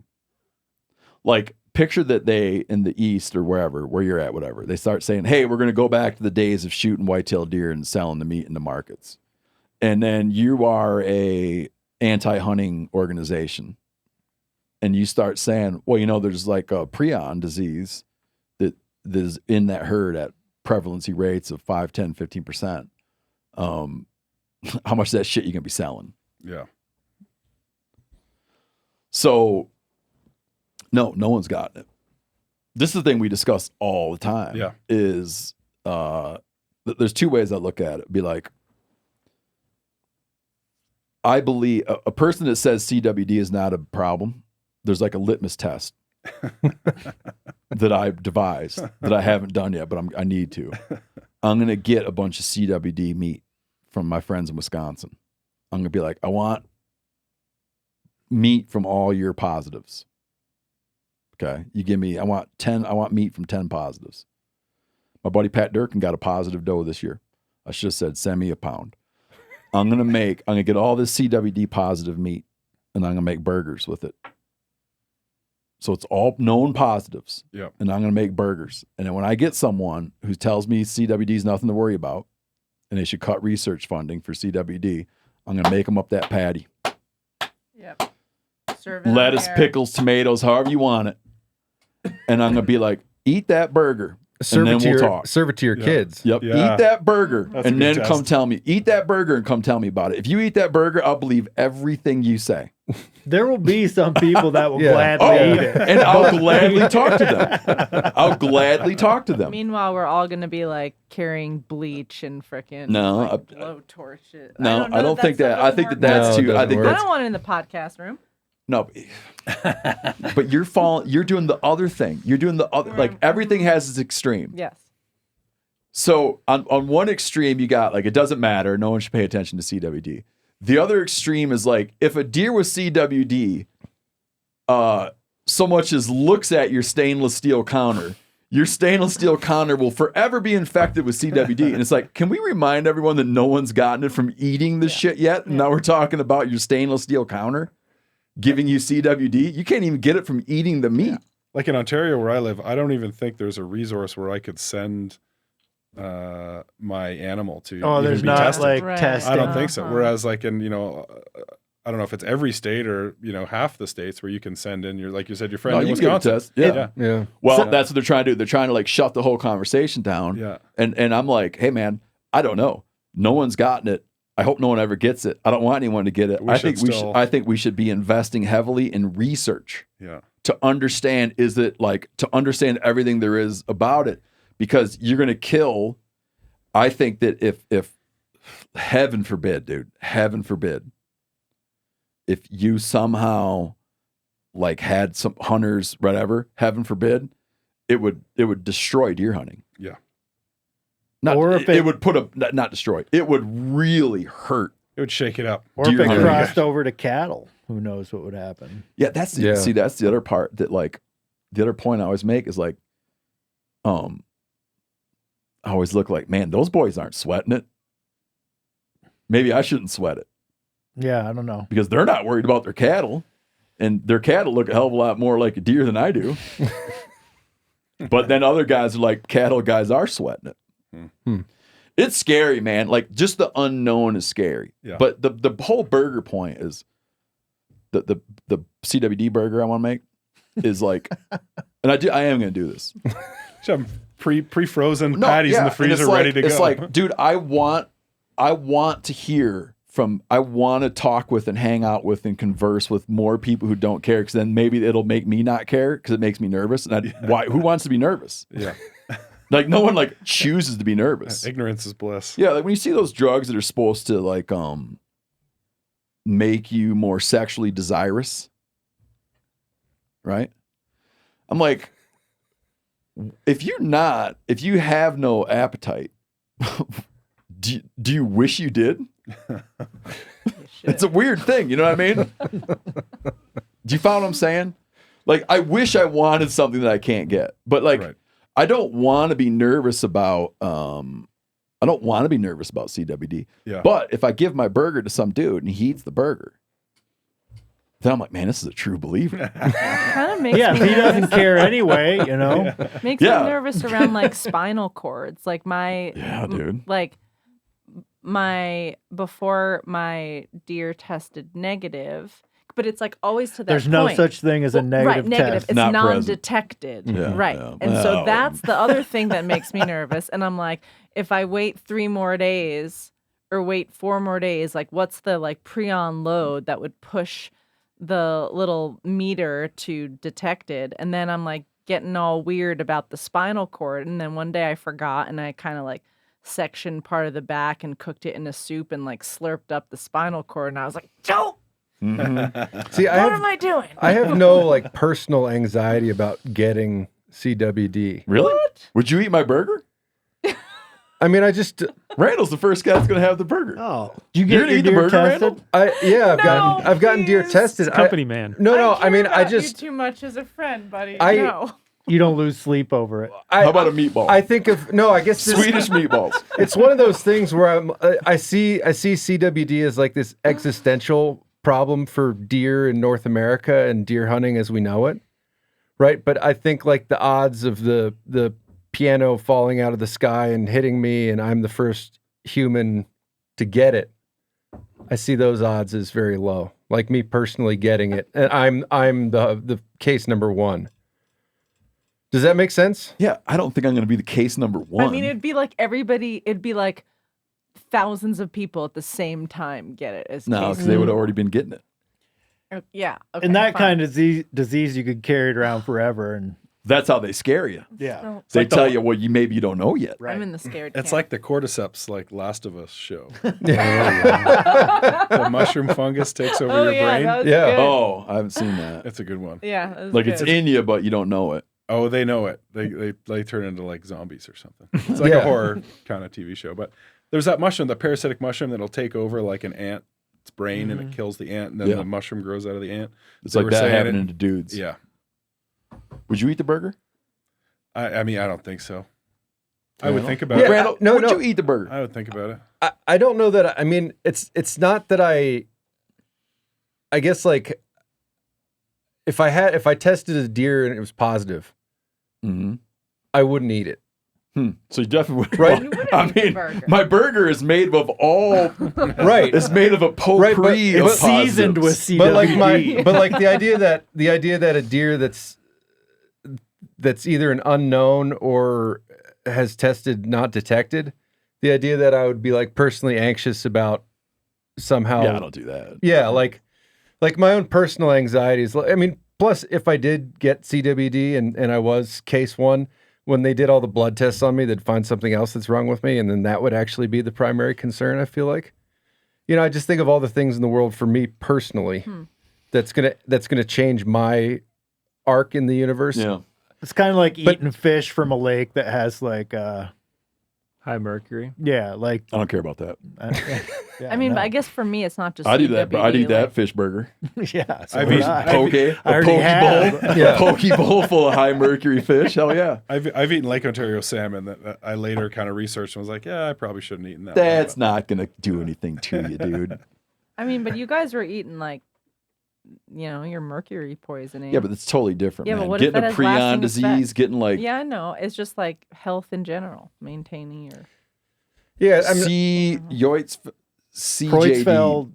Getting CJD is not having a little mercury spike. No, No. I'm not saying that they're the same thing, but it's like, if you can, for me personally, I try to avoid to the extent possible. Like I don't put plastic in the microwave. Like it extends to. I'm consistent across the board. You're not flirt. You don't personally. flirt with danger. No, I try not to. When you first brought up the CWD burger idea, I believe you were going to grind the spine into the burger. I know, but well, I did. That's right. No, but then someone pointed this out. Someone pointed out, but I don't grind my spines into my burger. So it's like out of fairness. Okay. Yeah. Out of fair. I'm like, yeah, like You're a an honest brain broker burger. here. He's like, I don't eat the deer. I don't eat the deer brains anyway. So don't put it in. I don't want a deer brain burger out of any kind. Yeah. Would you lose sleep if you found out after the fact that you ate? No, yeah, this is like that's what I'm saying. Yeah. no, because I guarantee I Yeah. have. I guarantee Yeah, I I think have. I have. Because all I of got us. buddies. I got buddies Corinne like maybe not. buddies of mine in Wisconsin. Like they'll be like, send you some summer sausage or something, you Right. know, and it. Sure, like I probably have, but here's the deal. One time, like, see, my wife doesn't listen to anything I say or write, so I can say this here. So I won't get back to her. My daughter killed a deer in a high CWD area, or not a high area. She killed a deer in a CWD where they recommend Yeah. testing, and this is a county where there's CWD cases. So I submit my sample on the way home. You can just pull in and submit. I submit my sample on the way home, and we eat the heart right away because I kind of forgot for a minute. Yeah. Then I'm thinking to myself, if that some bitch comes back positive, I either got to live with the secret, or I got to tell my wife, like, hey, like, and she's gonna be pissed. But it came back negative. Yeah. I think I had texted you last summer when I thought I infected myself and an entire party with trichinosis. Yeah. And you were like, I think I just got the flu or something after like a week later, and I texted you because I was freaked out, and you said no, I think it's like a month for symptoms. Yeah. And it turned out being negative, and it was nothing. But I was pretty freaked out.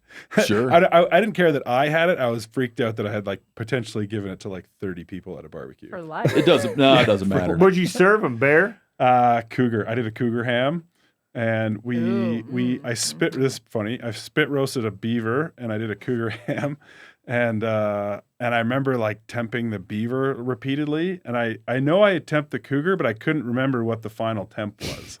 And then was it 130? Yeah, or 160? Yeah, and it's like it was my birthday, so I had a few drinks. We were having fun, and the next day I just was like, I don't really remember what that cougar was.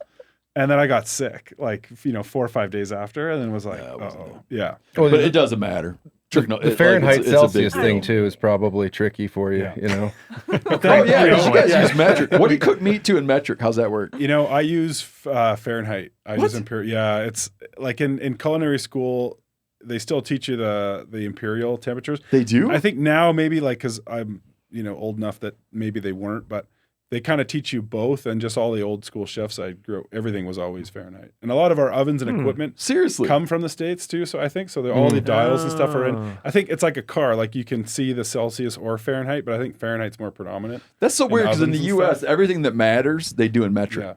Yeah. Like I think like the military runs metric. Yeah. NASA, they're not like 3/8 of an inch. Like my oven, we're a couple yards from the moon here. Yeah. My oven at home is in Fahrenheit, so it's just. Is it really? Yeah. So cooking stuff I use Fahrenheit. And you were taught that in culinary school. Yeah, I think they always showed you both. Okay. But like I said, our equipment it's in Fahrenheit. So when you wake up in the morning, what's the temperature? That's in Celsius, which is bizarre.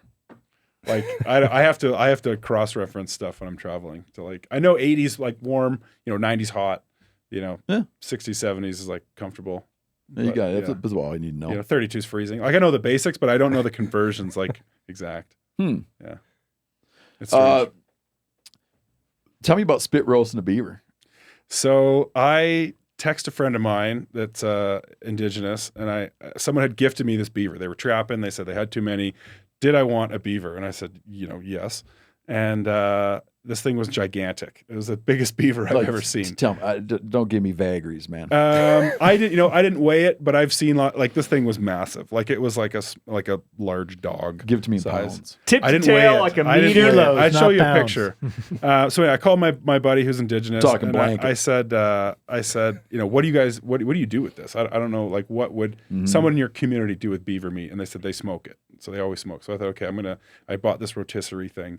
And I did a huge open fire and just spit roasted it. And then, so he said they smoke it.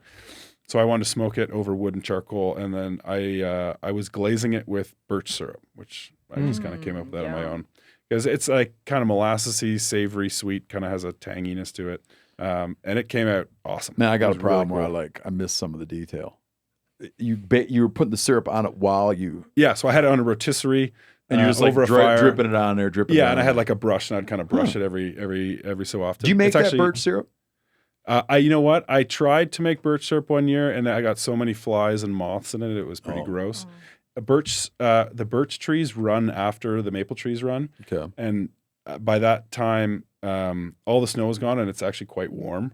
And you have to do it with the tube and line system where there's no oxygen and the flies can't get in, which I just did it with a bucket. Oh, no kidding. Yeah, so gotcha. if you just hang a bucket, like for maple season, you can hang. I do lines now. Oh, and they get in there. I opened the lid of this bucket and there was like 300 moths in this one little bucket, and I was like, "That's gross." I'm Dude, pitching this whole thing is such a knowledge gap with me. Is it's neat. It's fun. Yeah, when we were kids, we'd run around trying to tap stuff. We had no idea what we were doing, Yeah. and we just like tap it in the summer. Yeah. Yeah, no experience with it. My brother Danny in Alaska, he makes the birch syrup. Cool. It takes twice, like the ratio is already terrible. Yeah. But it's twice as terrible. Yes. Yeah. And then everything you put it on tastes like a buckwheat pancake. Yeah. It has like a molasses, tanginess. Yeah.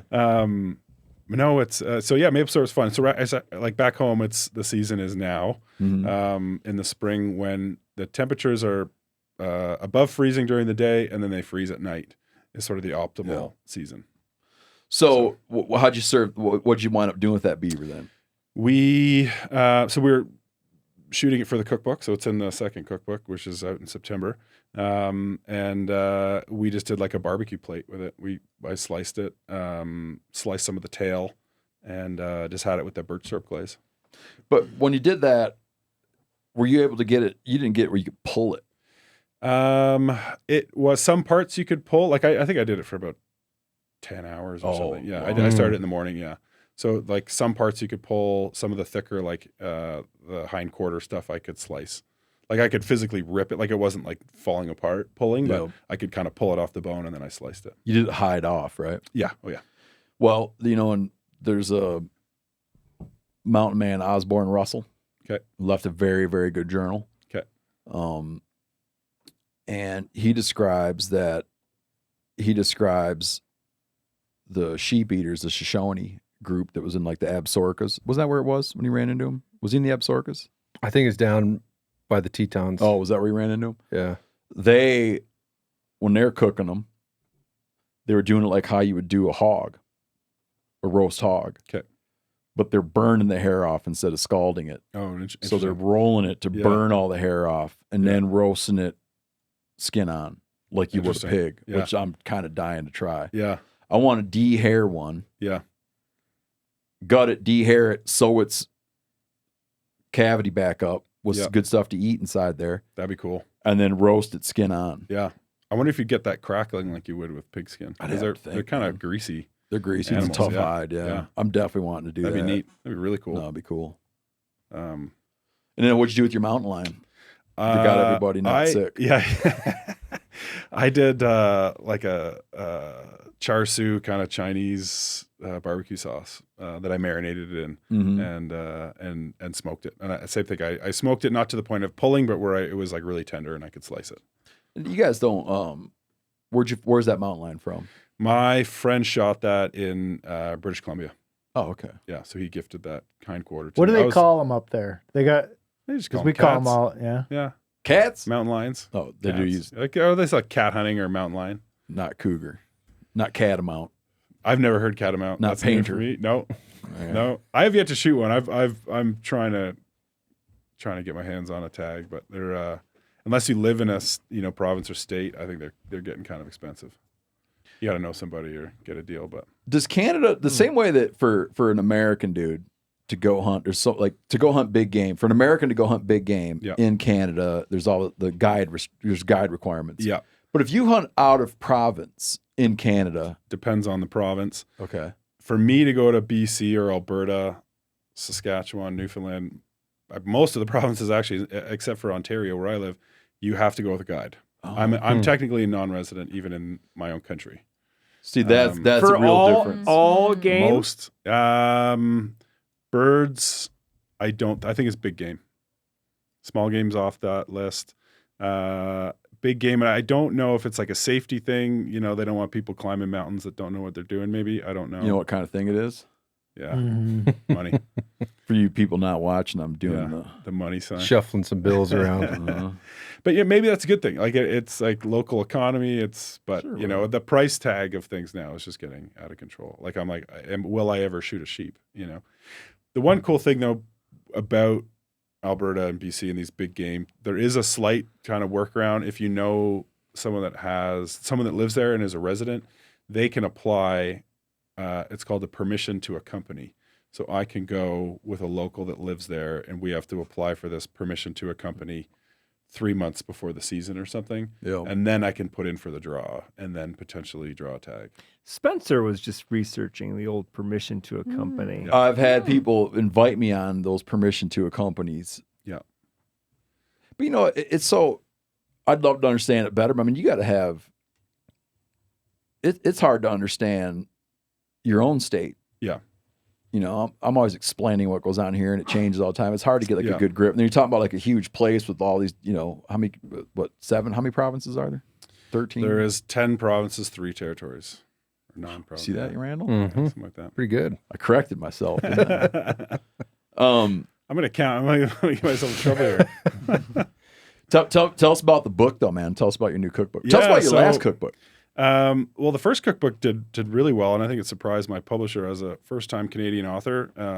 You know, thanks to guys like you, it did really well in the States. So I think they were really surprised. You know, it was in every Bass Pro across the country, which I thought was pretty amazing. That's awesome. Yeah. You know, It's it was an on- amazing book. Yeah, thank everyone. you. And that was a passion project for me for like 10 years. I worked on that thing. I originally thought, I'm going to self-publish, and I did a lot of the photography just because I was like a 20-year-old kid, you know, taking interest in something and run around with a camera. I couldn't really afford a photographer, so I thought I'll just take, you know, pictures myself, and you know, and then so the first book did really, really well, and then, you know, a lot of years went by, and my publisher said, hey, you know, would you think about a second book? And I really love, you know, I love barbecue, you know, but you know, I'm not really known as a barbecue guy. Yeah, but you did that beaver. Yeah. But, you know, because at first I was like, I'd like to do a barbecue book. And it's like, well, I'm not really a pit master. But then I started thinking about. You felt like you were like an interloper. Yeah. You know, like, or that, what's that syndrome? The imposter syndrome, maybe. Is barbecue like popular? It is, but you know, Canada doesn't have its own barbecue culture. Right. You know, like there's like, you know, the Carolina barbecue versus Texas, and you know, so. But then I wanted to, you know, really make it authentic. And then I thought, you know, what do I love most? And it's like I love cooking over a fire. Mm-hmm. So the second book is all over the fire. Do you guys do that in your restaurant? We have a little live fire grill that we finish everything on. So we'll like pan sear a ribeye, and we have a bison ribeye. We cast iron pan sear it, and then we finish it on this little charcoal barbecue that's and it just imparts that, like, you know, that little charcoal kiss of smoke into it. Charcoal That kiss. a lot of people comment, they're like, what's different about your meat? And it's like, it's finished on charcoal. Mm-hmm. And then but yeah, there's just something about cooking over a live fire. Like you can't, it's hard to explain, but it tastes better. And I don't know why that is. It's whether you're just because you're standing around watching the flames being outside, you know, all those things that go along with it. You know, you and everyone in this room knows about, you know, what cooking at camp is like why does it taste so good? And then when you go home, it's good, but it's not the same, you know. And is it the experience outdoors? Is it that you're so hungry because you've been hiking a mountain, you know, on your sheep hunt or whatever it is? You know, why does that meal taste so good? It's over the fire, you know. And it's as a professional chef, like I can't figure it out, you know. And it's so anyway, that's what I was passionate about. I thought, you know, this was going to be a fun project to do all over the fire, and yeah, it proved to be a lot harder than the first one because everything had to be done outside over a fire. Yeah. But there's a lot more seafood in this book, and there's still some desserts and cocktails and stuff I worked into it that can be made over the fire or on a smoker. And yeah, I'm really excited about it. You got photos from all over the place. Yeah, I did a lot of travel. I've been really fortunate to work with some cool hunting companies that kind of help me on the travel stuff. Mm-hmm. Yeah, Muskox is in there, antelope is in there, elk is in there, and Grease balls. Yeah. Lakers. There's some lake trout in there. I love those things. But I was more joking about when I was a kid. That's what people called them. They went through a period of being. That's weird, man.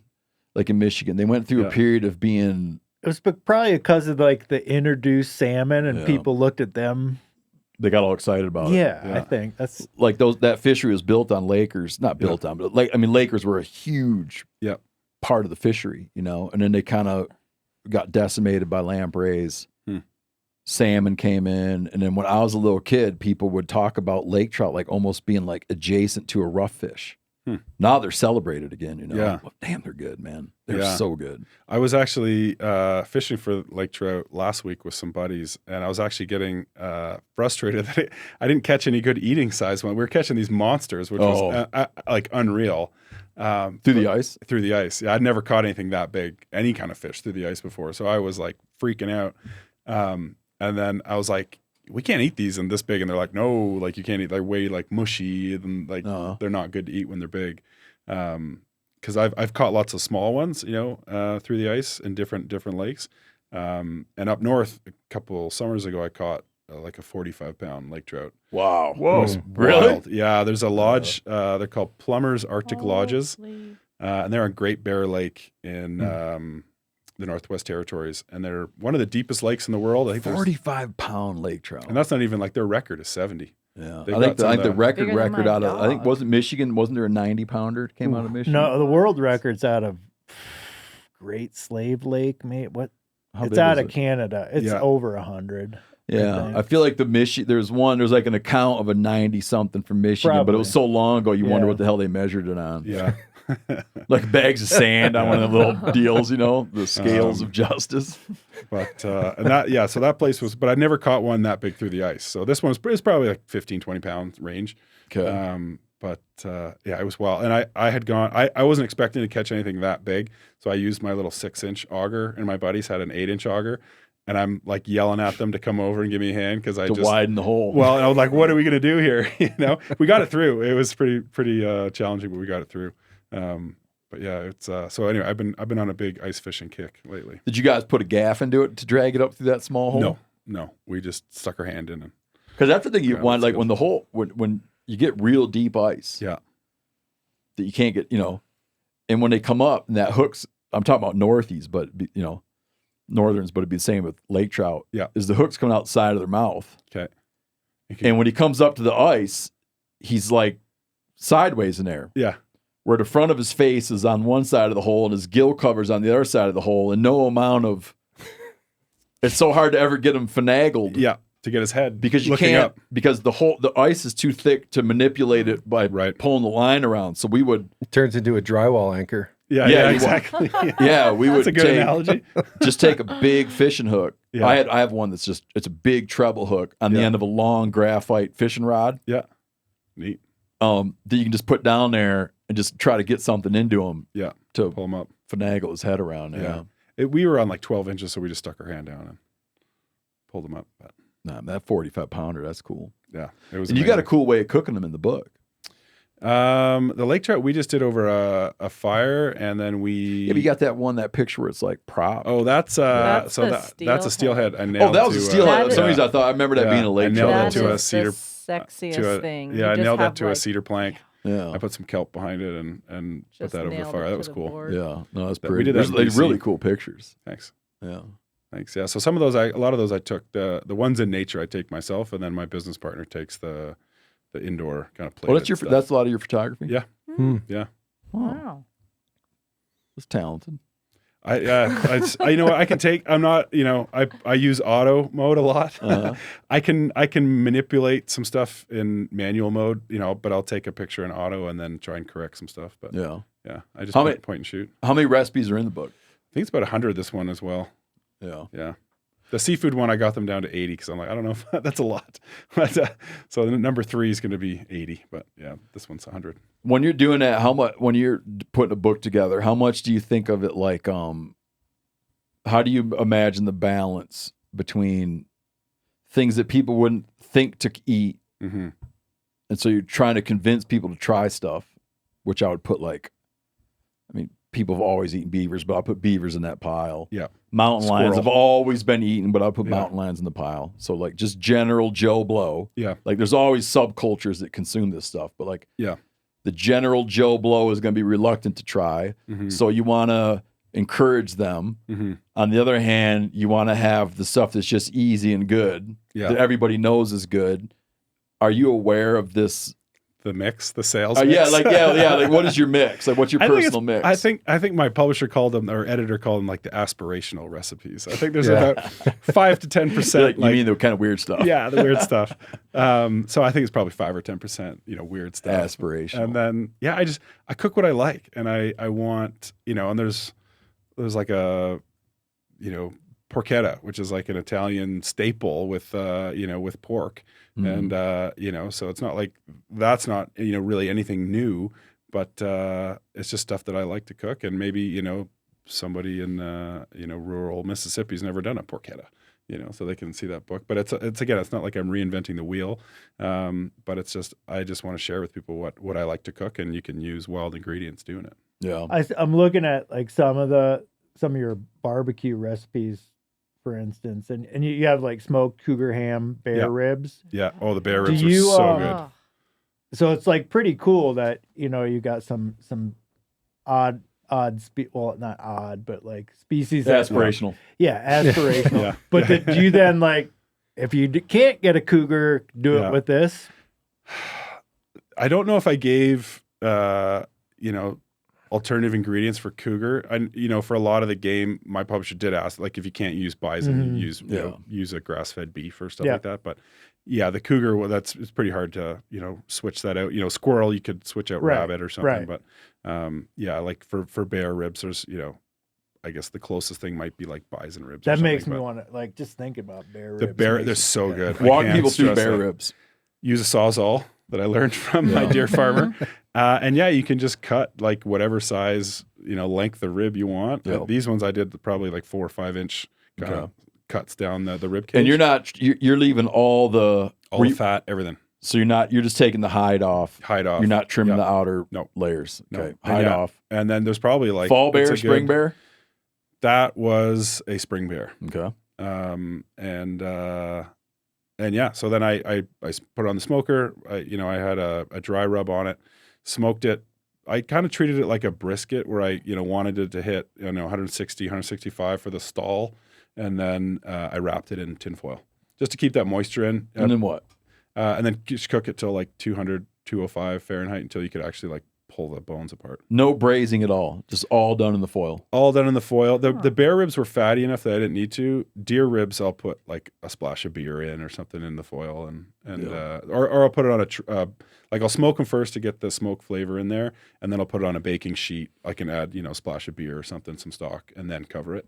But that's the thing about game meat. You know, if you shot a lean spring bear, maybe you do need to use some liquid in there. Yeah. But for that one, you can see by the picture, like, it's pretty fatty. There's a good meaty. It almost looks like a beef short rib. It's kind of so meaty. Yeah. You know what I made Monday night that bummed me out? What? Was I'd killed a pig in Texas, a wild pig. Yeah. That was fatty. Right. But there were so many pigs around, you could sneak into the, what they call it, a sounder? Whatever the hell. You could sneak into the little party. Yeah. And look for the fat ones.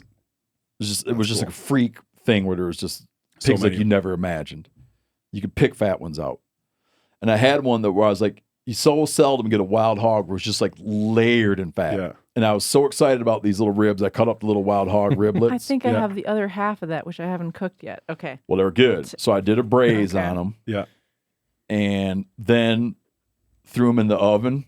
It was like too much of a good thing. Oh no, my kids were not into it. Too fatty. Oh really? Just the goopiest. Yeah, I never thought you could have it be that there's like the opposite much. Like it didn't render out, or is it like oily or like kind of like gelatinous? What I needed to do was put it in an oven at low heat and let that shit drip out for a long time and dry out a little bit. Or set your grill on fire. I was eating them. I'm taking a note from you. I ate them and enjoyed them. My daughter's like, but they don't eat a lot of, they don't like real fatty meat. They're just not used to it. And my kids don't either. Like, kind of breaks my heart when I see people like cut the fat off a strip loin and they leave it on their plate. I'm like, that's the best part. Yeah. That's what you fork out of their plate if you're with them. No, see, I'm surprised to hear that because my kids, you know, that's the reason they love the mallard duck is because they're like, oh wow, you're actually serving us something with some fat, and you know the skin's the best part, right? They get grease. My wife don't like it all over their face. My wife she don't like domestic meat. She don't like beef steaks. She don't like any of that kind of fat. She likes it. I wonder if you had treated it more like you would treat a domestic rack of ribs, if it would have come out better. Yeah, if you just smoked it. It just not trimmed it. I treated it just like I did just what I would do for like deer ribs, and it was just the wrong move. I got leftover. I'm gonna put them back, and I'm gonna mess with them. I haven't given up. So that's the secret of cooking. When people are like, "Oh, how do?" It's like practice. You just got to practice and to try new things. And you tried braising it, you know, didn't get the same results. So it's like try straight smoking it. Well, I'm going back down and Okay. I'm going back down to that same place, and I'm going to hunt me down another little fatty, and I'm going to try to do. But you don't get a chance to practice with fat wild hogs because there aren't many of them out They're there. not, no. What Jesse Griffiths? Jesse Griffiths put a number on it one time. No, it wasn't What him. It was number? remember that dude Clayton Saunders who was real good. The obesity rate among wild hogs. Oh, like how many are fat? No, I versus- said was it Clayton Saunders down in Texas? But I can't remember what we're talking about. I said like of all wild pigs, how many are suitable? Oh, Remember he put a hog shoulder. Mm. Yeah. He put a hog shoulder in a smoker, Texas style, had a mop. And I said, how many, like one out of what is suitable to do that with the front shoulder? And I feel like he said something like, man, 1 in 100. Oh, really? Wow. I'll do that. But it wasn't that. It wasn't Okay, that bad. okay. It was bad, but it it's wasn't like that a bad. rare meal you'll That get. he would do again, just to be clear, that he would take a whole front leg from a wild pig and do it the way he cooked it for us, which was phenomenal. He said it's like a 1 and whatever. Like treating it Lucky. like exactly treat it like you like treat a domestic. domestic. Regular pork and not shoulder. need to bring any extra stuff to the show. Yep. You know, We did ribs this weekend, and I also learned a little trick for next What time. kind of ribs? Bison ribs. oh, And I had just the whole side of ribs, and they're frozen.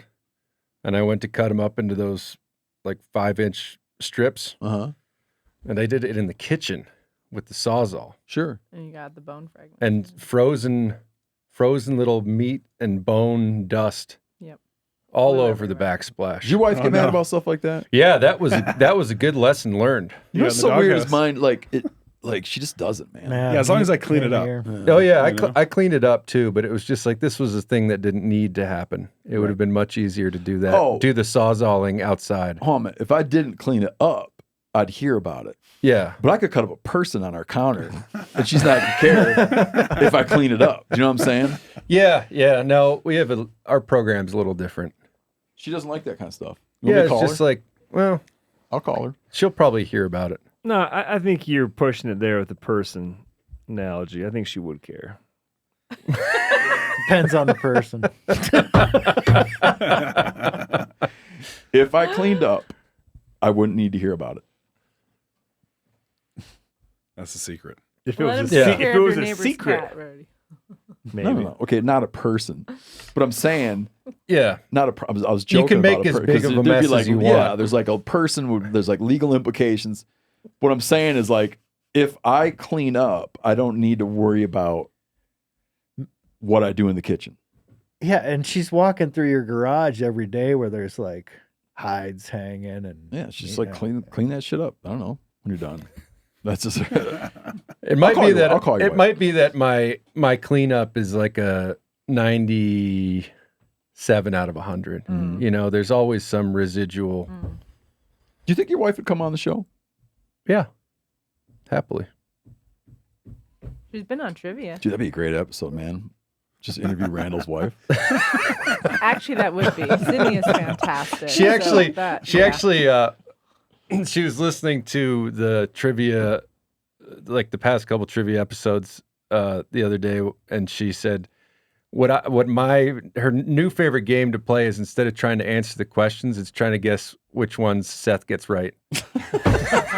That's cruel, man. Like, even Seth would know that. Well, she just sort of like she doesn't know Seth that well, but she like as she listens along, she's sort of playing this meta game on top of it. It's like based on what Seth gets wrong and right. Does she root for you, do you feel? Yeah. She likes to see you win. My Yes. wife stopped caring about trivia a long time ago. Get all excited about winning. She doesn't care. Yeah. She's like, just clean up your mess in the kitchen. Randall's still on the trivia. Newlywed honeymoon. still with the whole trivia thing. Yeah, she's like, just clean your mess up, Brody. I hope you had fun at trivia. What's your so that's the mix, the blend. Yep. 10 to 15%? Something like that. Yeah. She just made it a point to say, not too many of those aspirational recipes. And then what do you feel is like the best what's the star of the show? Like in the book, what is the one? If someone said, "Hey, I'm going to cook one thing out of this book," what should I cook? That's so hard because I love a lot of the content in there. The bear ribs I think is way up there. Like I was really surprised how good those were. We got off on this whole thing. Sorry. Yeah. Keep going on the bear ribs. You just serve them like bone on. Bone on, yeah. Mm-hmm. Smoked the whole time. Didn't really braise it. Yeah. Dry rub, and just phenomenal. Really, really surprised how good they came out. Lay them on a plate. Yeah.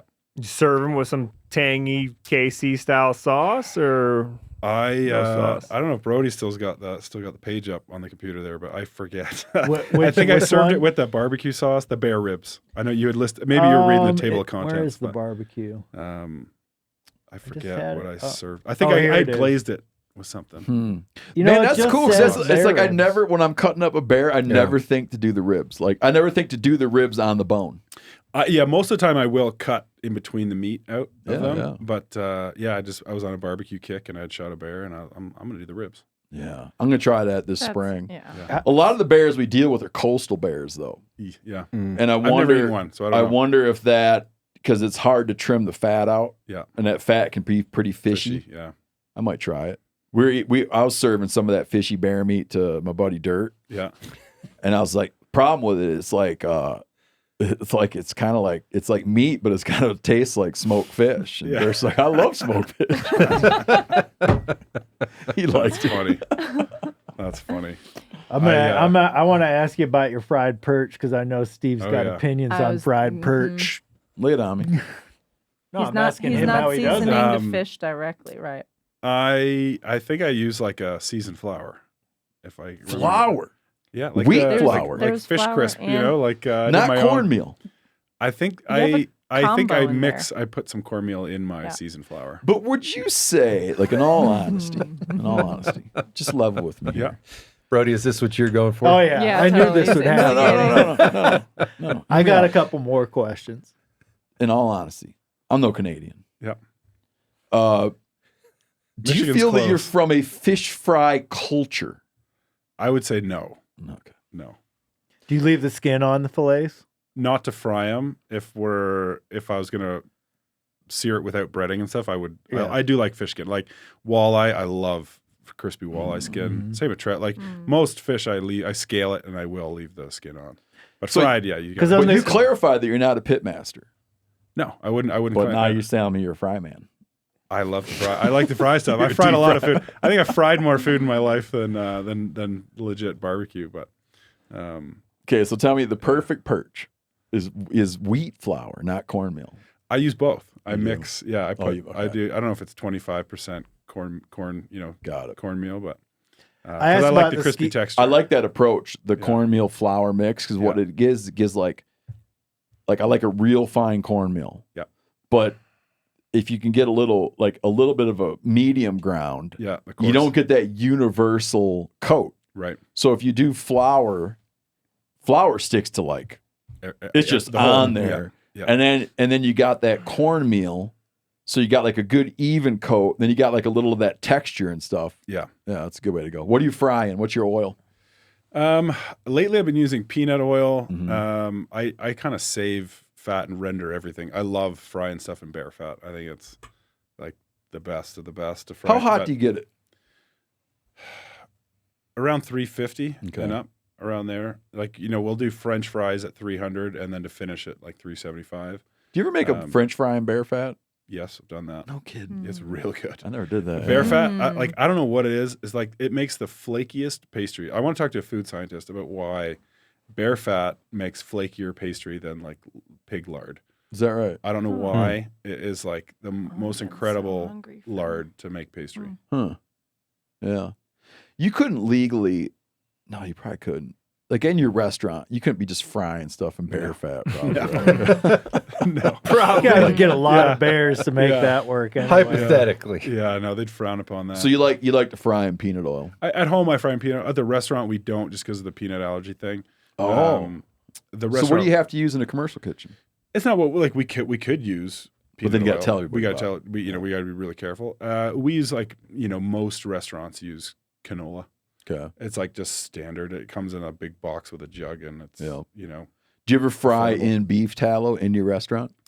I've never fried with it. I've used it in potatoes, like to roast potatoes and stuff. like, brush base stuff with and whatever, but I've never actually filled a fryer with beef tallow. Yep. Yeah. Have you ever hung out with Jesse Griffiths? So I was going to tell you, because last time I was on the show, I'd never heard of him, and you told me to look him up, and I'd been following him for the last 4 years, and then I just met him at NWTF show. Oh, okay. Yeah, he was there with his new turkey book. Dude, you guys, I feel like you guys nice would be guy. like, you guys be like nuts on a dog. I screwed the whole thing up because he was here the other week. I know, we were and now joking. you're We're like, here we're and- ships passing, but we're Yeah. we're gonna make plans to hang out. And, If you guys yeah. if you went to each other's restaurants and Yeah, stuff, we're- you we're guys in- would be that's what like, we're you gonna guys do. would be like Yeah. best friends, Yeah, man. yeah, Really we would be. kind of became best friends at the show, so we're gonna Yeah, no, I we're gonna try and picture- do some stuff together. I feel like you guys would have a great time hanging out. His books are Anyways, beautiful. They're really cool books. So If you let's ask do it. him about frying stuff and what grease he uses, he'll not say no opinion. Yeah, what did he say? He likes the beef fat, dude. Really cool. When they do their Friday fish fries Yeah, at Die Due, yeah, when they do their fish fries, they do their Beef fish fat. fries and beef fat. that's funny. That's cool. I find was like down there beef one tallow time. is like it's not waxy, but it's so much thicker than like Oh, lard. it's thick. Yeah, It what's funny about it is I keep it in my fryer, but I keep my fryer outside, but I Yeah. keep it loaded in beef fat. And in the winter, like we just had like -20. yeah. It's Dude. like a rock. Oh, Yeah, yeah. And like you turn that thing on, you better turn it on in the morning, man. really. I think those heating elements get a little bit of that shit liquefied, but it takes a Right. while to bring that back to life. Really? Yeah, when it's just frozen like That's a brick. cool. Yeah, I've never done a whole pot of beef tallow. I definitely will give that a shot. What else is in the what else is in the book do you think of as a highlight? You like the bear ribs? The bear ribs, definitely the fishing part was fine. There's a lot of fish stuff, and Yeah. there's I started spear fishing recently, so there's some spear fishing stuff in there. Yeah, just the over the fire thing is prevalent through the whole book. So if you're interested in fire cooking, it's there's some how to stuff, different types of fire setups. Yeah. And it doesn't have to. You don't have to buy a $5,000 smoker. You can make one with cinder blocks. So if there's let's say there's a dude that fishes, what's the one hot tip you could give a guy that fishes? You gotta leave, Brody? Yeah. We're gonna wrap up, but go ahead. Yeah. I would say just try doing something different. If you always take the skin off, try leaving the skin on and frying it. In a cast iron pan. There's all kinds of stuff. I like to just teach people about how to get more out of their game, whether it's bear ribs, where a lot of guys leave that stuff, or shanks. Mm-hmm. So many times I've cooked shanks for outfitters, and they're like, "We've been feeding these to our dogs for 20 years." Yeah. And they just one of them, their wife said, "If you could make ruddy mule deer shanks taste good, like you're welcome anytime." Mm-hmm. And she couldn't believe it. I took the Sawzall and cut 2-inch ossobuco cuts out of the mule deer I shot, and like she was dumbfounded that they weren't stinky. So You could cut up any part of that animal and Yeah. cooked it up, made it good. But the fishing. So to get back on what would I recommend the fishing guide? It's like what's out of the realm of what's out of their comfort zone, and try and teach them something to do that's Try different. to do something new. Yeah, like if they fry everything all the time, then try grilling it, or try pan searing it, or just try something different. Yeah. Have you found that odd? Because you came to hunting a little bit later Yeah. in life, right? Like when you first sort of became aware of this idea that there's a lot of hunters out there that aren't using the whole animal, or maybe even not using an entire animal, because there's this idea that rutted up mule deer butt can't taste good because it's been eating sage, or the pronghorn's been eating sage and it's Yeah. going to be sagey, or the thing now that I keep coming back to that we experienced a bunch this winter is the ducks.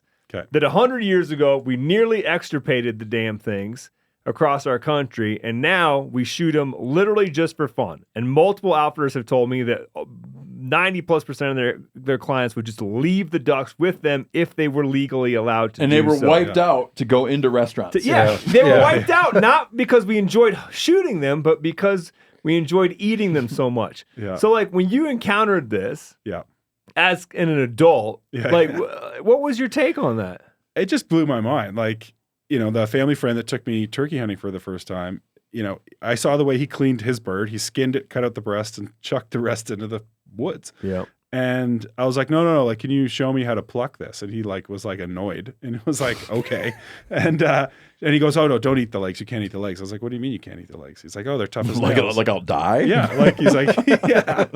But he was like a 45-year-old Englishman that his whole life, he's not a chef. So, telling him to braise it, he would be like, what? Like for how long? Like 5 hours? No. Like, so, I just get a kick out of, teaching people how to do it, and it's really not that hard, and it doesn't take that much extra time. And you just shot this turkey, and now you keep in these legs that are like 3 to 4 pounds of extra meat.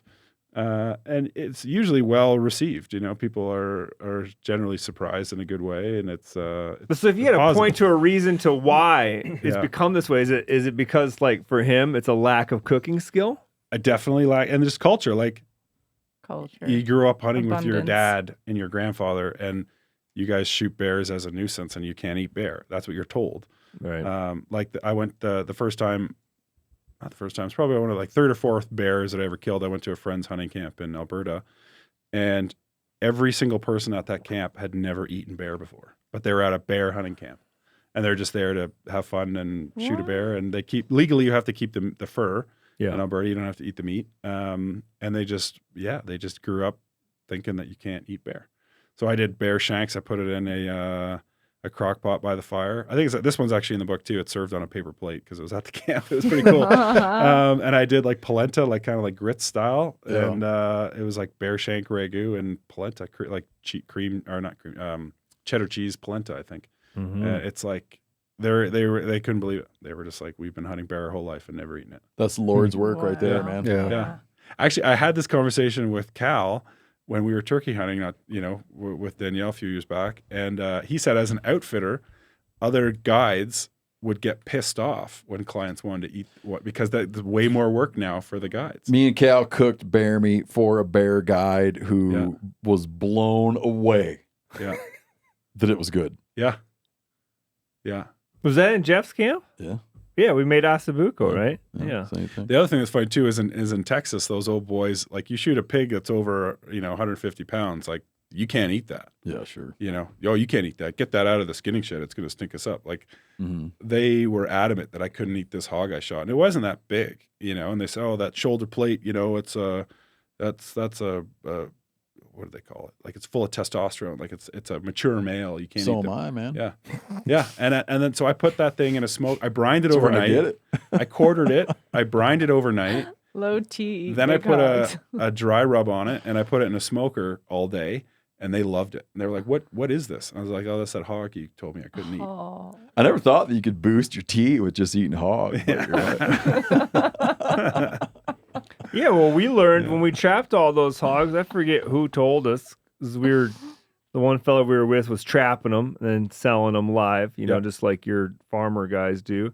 And that the big hogs like that, because of that plate and all, there's actually less yield. Right. And so the price is more expensive per pound, but over in Europe, they actually pay more for it because they prefer Interesting. the high flavor, I think is how There's a skinning trick on those son of a guns too. Oh, really? Yeah, then we're gonna wrap up. But Okay. okay, picture you got him hanging by. Let's say he's hanging by his hind hocks. Yeah. Okay, and you're pulling the hide down. Yep. When you get to the shield, Yeah. the shield doesn't roll. It's like a dead end street. It's all of a sudden like the hide's pulling over the ribs, and it hits the shield, and you can't budge it. Like it won't roll over. Yep. So they take he's hanging from his hocks. You run a couple vertical cuts through the shield. Okay. So that the shield is now basically running in parallel vertical strips, 3 or 4 inches wide. Yep. Those will roll. Interesting. Then also right down. That noise I made was speed. Yeah. That noise I made was meant to denote speed skinning. That's good to know. speed skinning. Yeah, it was genius.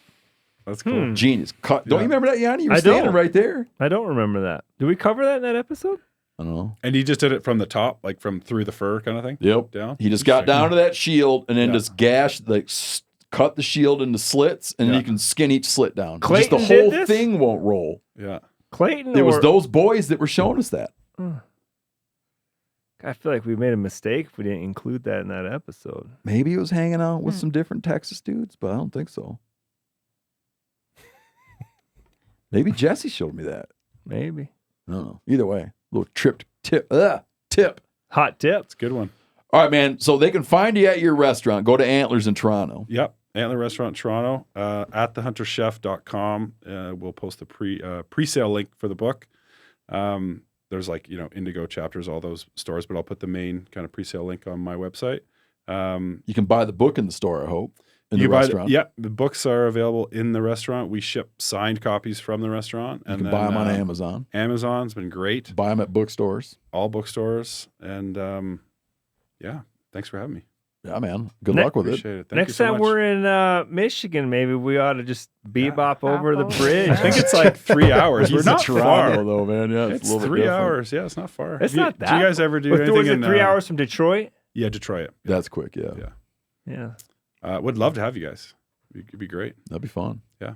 If you come up anytime in a season, we could shoot some ducks or turkeys or whatever. Yeah, I wonder how hard it'd be to get a turkey license over there in It's Ontario. easy. Yeah. Easy? So Ontario, we have some of the For a non-resident? The Joe Blow Americans can It's do it? like everything's over the counter, except for maybe moose is difficult as a non-resident. I have to look into that one, but turkeys, deer, ducks, everything's over the counter. Do you know Yeah. what? Oh, sorry. Non-resident. If we annex Canada, it's going to change the whole chasing 50 But thing, I know, because Chasing 51. Yeah, but here's the Chasing thing they hadn't 51. thought about when they go annex Canada. I was reading this. We're gonna take it over and make it a new state, but it's gonna be a blue state. They hadn't That's thought the about problem. that. No. It's a blue state. So here they are. extremely. Yeah, so here they are. They're gonna go take it extreme over. right lands left of our left. They're gonna be like, son of a bitch, I haven't thought of that. Yeah. Now they're all voting for Democrats. I wouldn't, if I'd have known that, I wouldn't have invaded them. And you got to take Quebec with it too. So A lot of electoral votes. I love Quebec, but I'm just saying. Yeah, they There's had French people. They There's a whole lot of French people there too. Yeah, You guys it's didn't like think of careful that. what you wish for when you invade Canada, man. Yeah. I hope shit don't get tense between us if that happens. No. Okay, we'll stay friendly. I love the States. Okay, so thanks for coming on. Tell everybody the name of your book. It's Hunter Chef in the Wild. So available at thehunterchef.com. I'm the Hunter Chef or at the Hunter Chef everywhere. And all the socials for the restaurant are Antler Kitchen Bar. I want to go to that restaurant. Yeah, me too. We'll check it out. Field Sounds trip. good. We're an hour and a half from Buffalo. If you guys ever do a show in Buffalo. That's a good way of putting it. Yeah. Oh, People like Buffalo. I tell people that they're like heads explode. They're like, what? I'm like, yeah, we're an hour and a half. From That's Niagara wild. You Falls, drive yeah. up there for dinner. Yeah. Oh man, Yeah, we do. We get folks from Buffalo.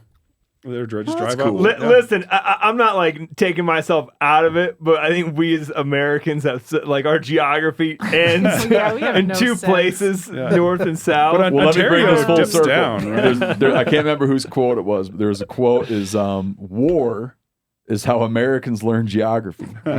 So, coming up, we will have Americans will have a very good sense of Canadian geography.